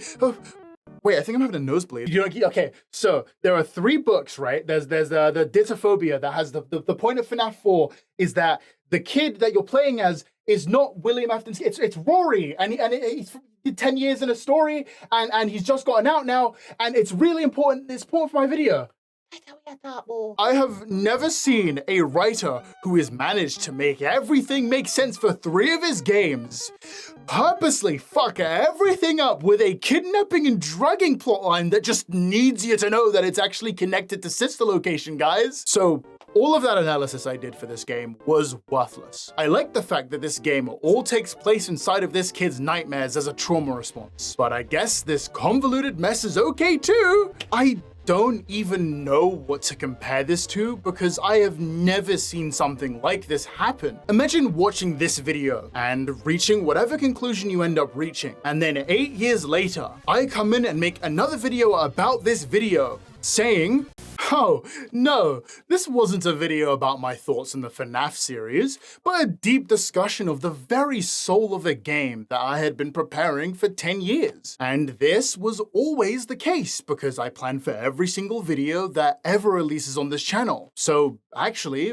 they're all connected. Look, a reference to the thing you know about. Yep, all connected the whole time. Sure, I could do that, but there is no way anyone would be satisfied by that. It's so hard to make a retcon this drastic not feel like a total disservice to the reason I enjoyed this game in the first place. And this isn't even the only time FNAF 4 had been fucked with retroactively. It's like Scott was never really happy with FNAF 4, so kept trying to add shit until he was satisfied, not realizing he was bloating the fuck out of his own series to levels even inflation fans wouldn't find appealing. I brought up earlier how Scott practically confirmed the dream theory with his update to his website, but I guess he got cold feet and just changed his mind. Oh, and do you remember the note about the box in FNAF 4? About how this box was going to be opened someday? It's been 8 years, Scott.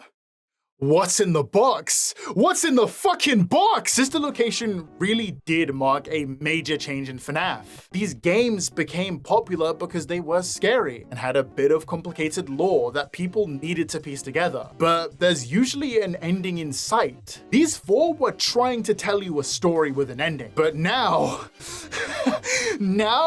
this is the Five Nights at Freddy's universe. It's popular and profitable. People love the crazy lore, so what if we just keep adding to it with new games, books, and graphic novels, and also make them vital to piecing together the story of this game? There's another canon book written from William Afton. It goes into detail on his experiences leading up to Sister Location, where it's revealed that he faked his name to get hired at the original pizzeria in FNAF 1. He also experiences the nightmare animatronics, so try making sense of that for a second. So because of this, the whole shit with Rory doesn't make sense either. Somehow, the person you play as in FNAF 4 are 3 separate people, and you can make a convincing argument for each one. If you go by the original interpretation, this is Michael's unnamed little brother, who he accidentally injured. If you go by the survival guide, then you're playing as Michael. And if you go by Ditophobia, then it's a random fucking kid named Rory. All 3 of these people are canon all at the same time. I feel like I'm losing my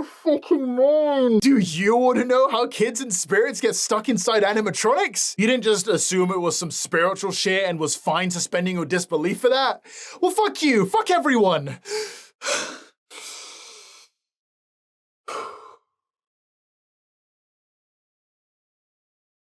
Let me tell you about Fazgoo and Remnant. You see, Remnant is the super secret spirit energy that allows animatronics to be possessed. It holds the soul's memories. The main scientist researching this is Dr. Talbot, friend of Phileas Talbot.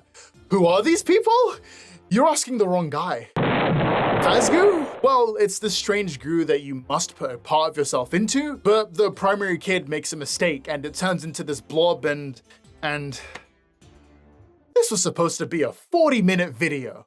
A quick little in and out adventure right before Christmas. But nope, here I am, all Fazgoo and Remnant and all this bullshit. This has been my life for the last 2 months. Sister Location is set in the past, by the way. Yep, takes place in the 90s. Wrap your head around that one. Someone needs to take away this nigga's pen right now. To be totally honest, I had to take a break playing the FNAF games. A break of 2 days. But that was some serious shit. After this whole night, I literally didn't want to play the next game, but I was too deep to stop. I was too obsessed with the hope that this story might have an end. So I just kept going. One more time, just one more time, just one more game. Finally, a fucking end to the story.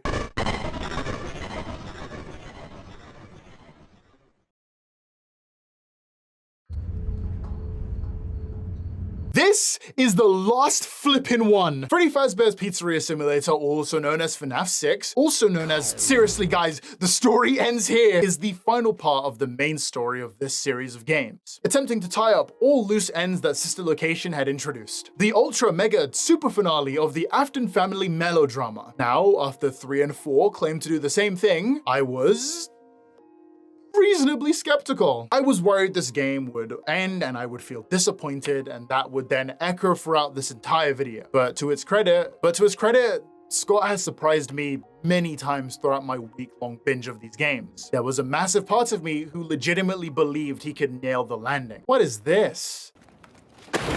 Take a shot every time Scott manages to legitimately surprise someone with the intro for one of his games. I can hopefully speak for everyone when I say I was kinda surprised by the start. I know the title of this game made it sound like the Tycoon game, but I was not buying it. I reach Dio levels of paranoia whenever FNAF is involved, but this is when one of my friends who was in VC started gaslighting me. You know, as friends do. Pick, you will get different stat grades. It does not say it, it is just in the files of the game. Yeah, the outcome of the game is heavily reliant on you get stat upgrades depending on what things you're using. Okay, that's actually a good setup. That's a good build. That's pretty good, yeah. For a couple of minutes, I believed this whole game would be conveyed with this 8-bit sprite style before the reveal of the Tycoon place you recently bought. You're given $100 to turn this empty hall into a super profitable and, more importantly, super fun hangout spot for kids aged 4 to 12. I didn't quite see the point of this at the start, but I played along because it was a nice change of pace from the other stuff I had been doing. You close for the day and are transported to an office space with 2 massive vents open on both sides. We're 6 games into this stuff, we know what these are here for. As usual, nothing happens on the first night and you come back again. You start every day attempting to also purchase animatronics that are a little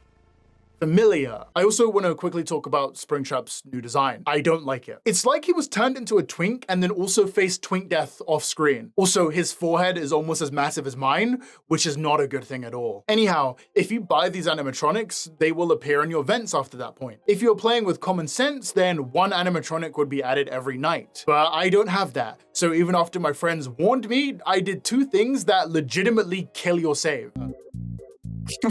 You get 250.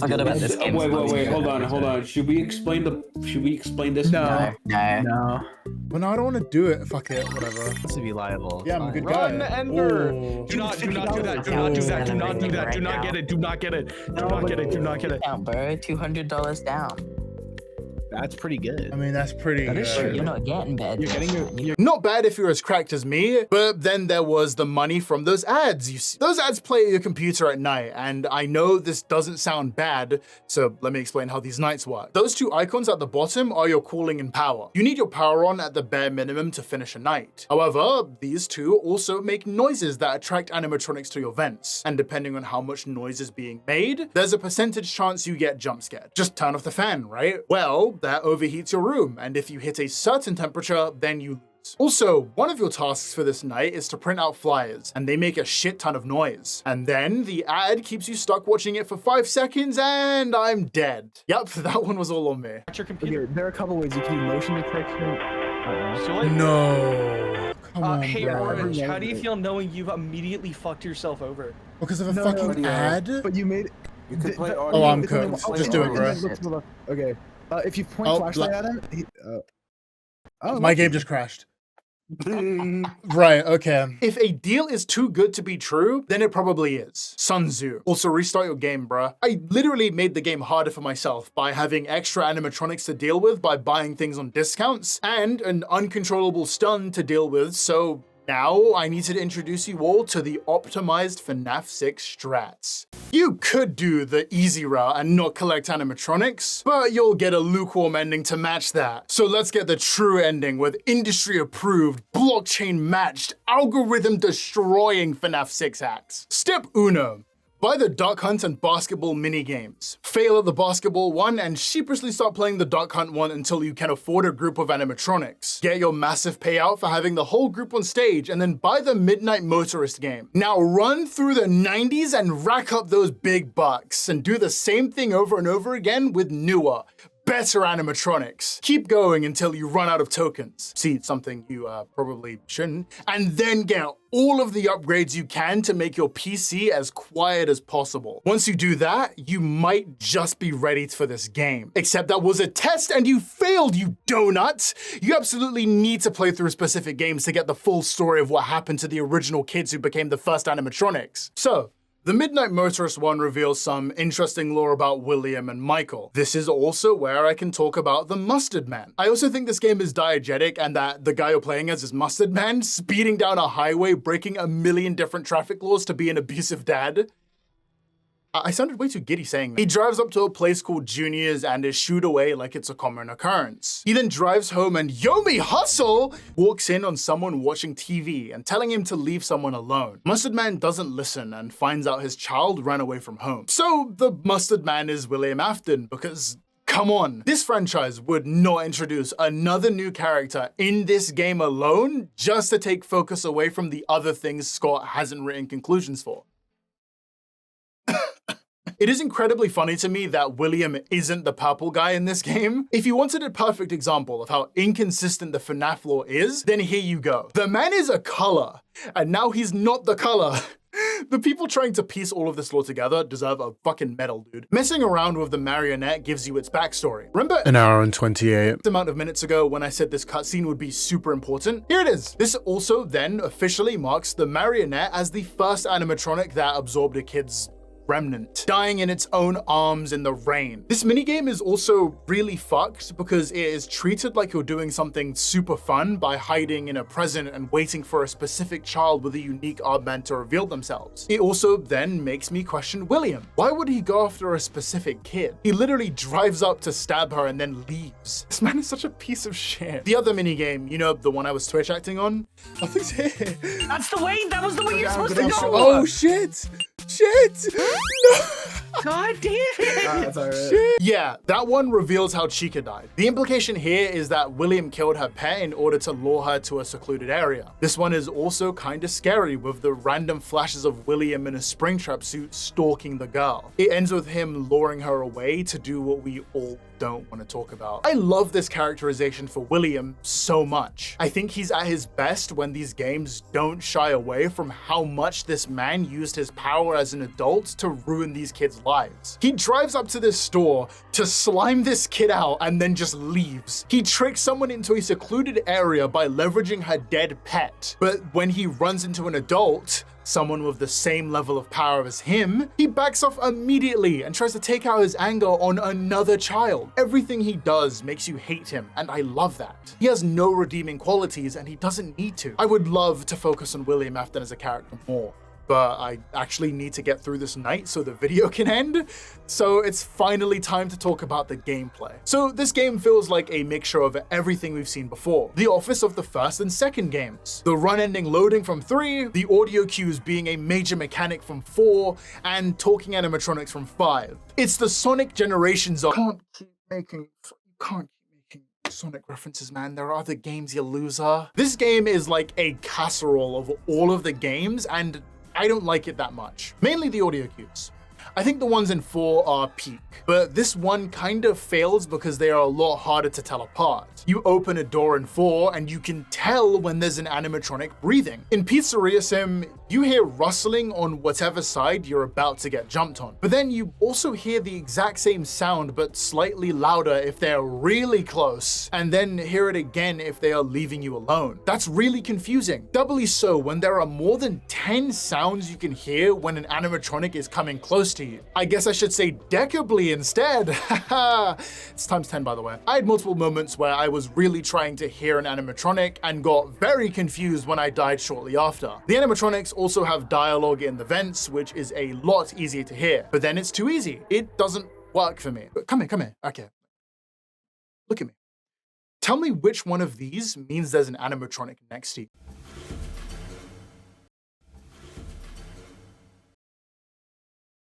Surprise, they all do, and the reason I didn't play any audio for the last one was because Lefty has no audio. I hate script. Oh, you bastard. Oh my fucking god. You're joining them. Ty, no, don't do it. Nedgar's taking over. You gotta I'm be so every time Nedgar. I'm so mad. I don't like Lefty. I have to put my hand up and say it. I was also having this super annoying glitch where I'd look to either side and the screen would just go black. Something you can't see on my OBS recording of these games, so you'll just have to take my word for it when I'm complaining about it. It is a glitch that only happens when you're sharing the game on Discord, and it isn't an immediate game over like the one similar to FNAF 4, but it definitely was adding to the frustration of trying to beat this game properly. Eventually, I had to watch an optimal guide to beat this game. It was a culmination of everything we'd done before. I'd beaten all of these games, so I was sure that I'd be able to beat this one with no help. It really sucked. The guide tells you to avoid using any of the computer's mechanics outside of the cooling setting, which stays on even after the power of your PC shuts off. The reason I didn't mention the computer mechanics is because they just aren't important for beating the game. They just distract you from doing so. Like, the audio cues, again, another FNAF 3 thing, is a cool addition, but totally useless and actually makes the game harder for you. There's no point in being able to check where the animatronics are because you can hear them. And if you do this specific strategy, then you'll be able to basically make yourself invincible. The guide tells you to avoid using any of the computer mechanics outside of the cooling setting, which stays on even after the power of your PC shuts off. You get a super flashlight that can reset any animatronic in line with your office back to their starting positions. These are all super helpful, but it does suck that I don't think I would have figured out any of this without the guide. Oh well, I was still getting cooked even with the optimal strategy, so I can't be too mad. I think the reason I'm not a fan of this loop is because there actually isn't much going on. You are clicking a button and then staring at a vent for 20 seconds and then repeating. It just feels like less is going on moment to moment than something like 2 or 4, where I felt like I was constantly kept on my toes every second. I think all of these mechanics are cool, and I think they can all work because I've seen it. But this game could have done something that made me more permanently anxious instead of frustrated. I was still over the moon when I finished the final night though. This one had 6 main nights, so it matched up with the day everything went to shit, which was that weekend birthday party mentioned in FNAF 2's 6th night. I guess you can't really call this one FNAF 6 because that's, 5 nights at Freddy's and the 6 nights, but I don't care.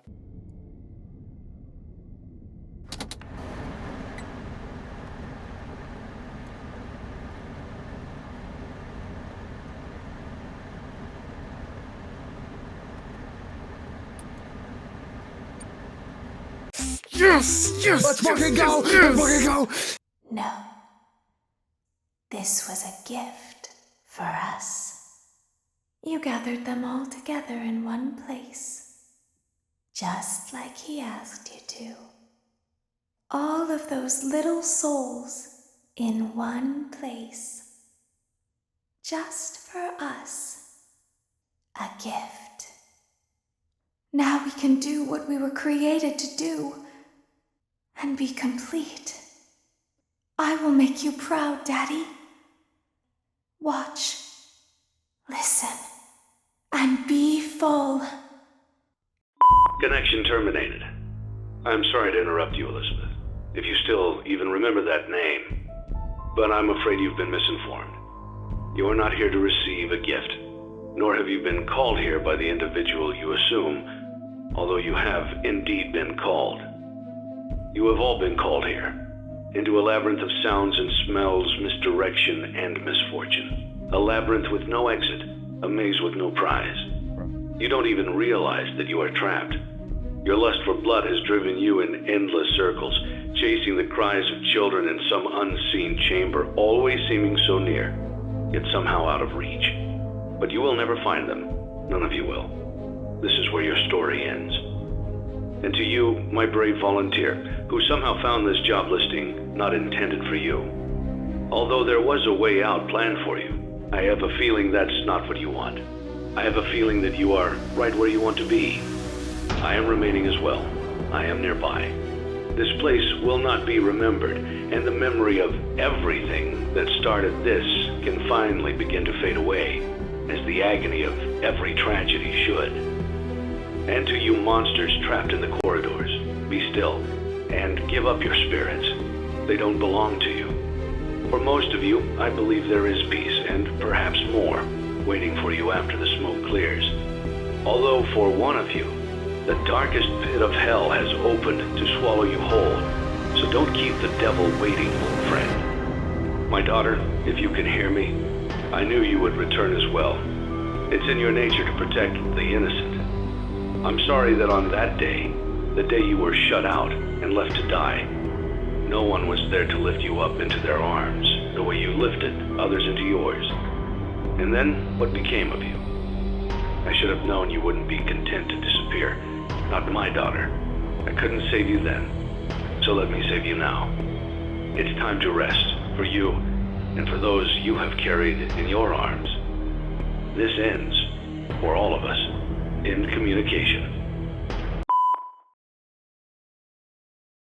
Wait, who is this guy? So my main thought going on in this moment was, who is this person narrating this stuff? I now know his name is Henry Emily, the father of Charlotte Emily, or the marionette. Here's how I found out. The other one was Afton, the guy who designed the robot, but Henry was the businessman behind everything. When was that established?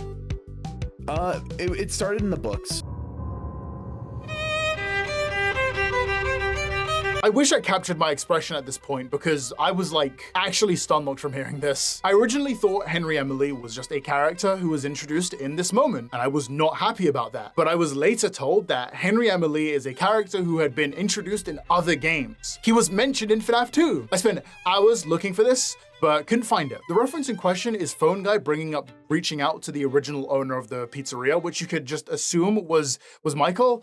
Fuck, William. See, I'm cooked. I'm cooked. The wikis aren't even consistent on which games he does and doesn't appear in. Apparently, he also appears in FNAF World, a game I did not play. So, to me, Henry Emily was created in this game. He serves as the final bit of catharsis for everything to make sense at the end of the game. His final monologue during the burning sequence is supposed to feel impactful, but I didn't know who he was until afterwards. Even on the wiki, they say that this game was his debut game. What the fuck? This completely took the wind out of my sails. Again, I feel like if Henry Emily was supposed to be this major character, then someone would have fucking said his name at some point, you know? Oh, he was partnered with William. How was I supposed to figure that out beforehand? Even during his cutscene, I didn't realize they were business partners. If I knew who he was before this moment, this ending would have been a 10 out of 10. Henry found out William was killing kids, and instead of stopping him, chose to leave instead. And because of that, his daughter was eventually killed by his former business partner. So now,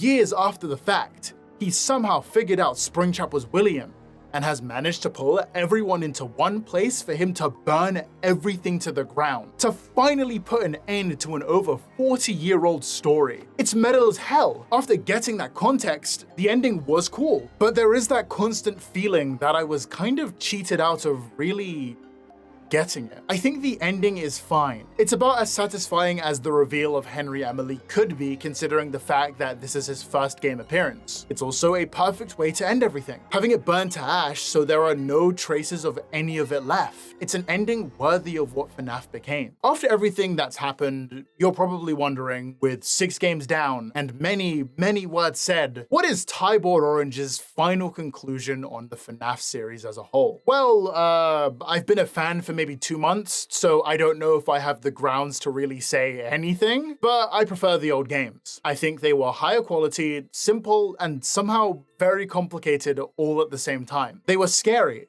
but once you got past that point, there was an entire world waiting for you to pick it apart. Scott Cawthon was an amazing storyteller. I was able to understand the plot of the first 4 games because of 2 memes and just playing them. That is good. I thought the only reason people could follow along was because of MatPat videos. But that clearly wasn't the case because I'm still free from ever watching a MatPat video. However, I think things changed when Sister Location and subsequent games dropped. I stopped being able to follow along and was quite bummed at not being able to piece things together with the lore I was given, because I was missing a bunch of context that you could only get from stuff so removed from video games that I really don't know what Scott was thinking. Gamers don't read? That will always leave a bitter taste in my mouth when I think about this journey. But I'm glad I went through with this. Sure, basically all of the main goals of the video ended in total disaster, but I've not had this much fun making a video in a while. It was great hanging out with my friends while I played these games. Them merely being there was what helped me get this all done before the end of the year. And for a while, it was fun to start connecting those dots and making my own theories on what would happen in the future. I am a fan of this franchise, and I'm not the only one. For a lot of people, this game had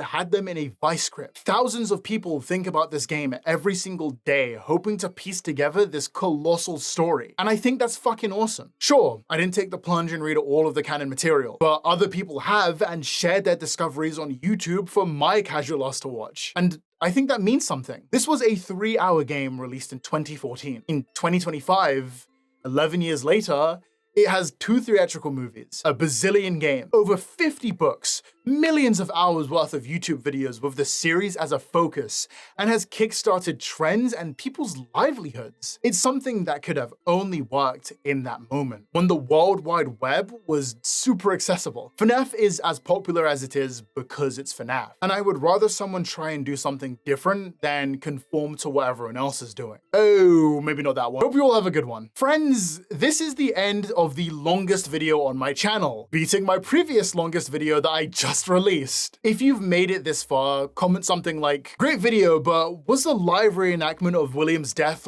really necessary, Ty?" It's just TY, by the way, short for my name that no one even pronounces right. I've seen like 5 different ways to spell my nickname, so that's kind of awesome. Oh, God, I'm so tired.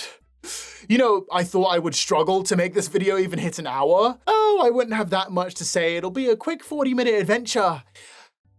I didn't even realize what I was doing until it was far too late. And I was 40 minutes in and not even on FNAF 3. Like I said though, I had a great time working on every part of this video. It wouldn't have been possible without my friends who were in call with me while I played these games. My stream chat for getting me through the first one, Pappo and Terra for looking through the video script, Eldritch for translating it and playing Rivals with me, Mochi for these fucking awesome thumbnails and they're so good, right? And so many other people. But I want to give my biggest thanks to the people who pay for these videos.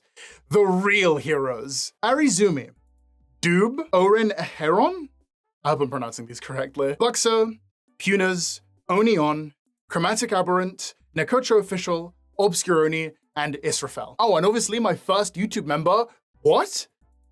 No, I'm not even trying to be a dick, that's actually just their name. That's awesome. I appreciate all of you.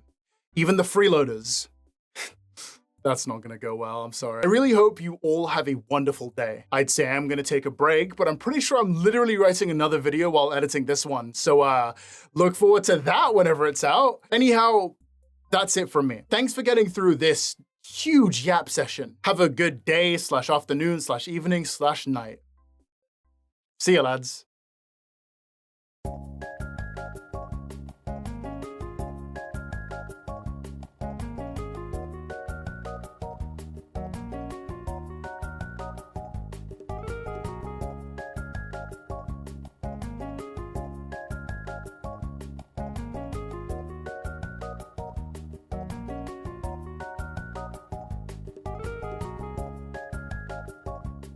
A quick little in and out adventure right before Christmas. But nope, here I am, all Fazgoo and Remnant and all this bullshit. This has been my life for the last 2 months. You watching this video on your little drawing tablet while you're sleeping, you could never even understand 1% of the pain I went through to make this video. You better like this. You better share this with all your fucking friends too, or I will find you. I will put you in an animatronic, and we'll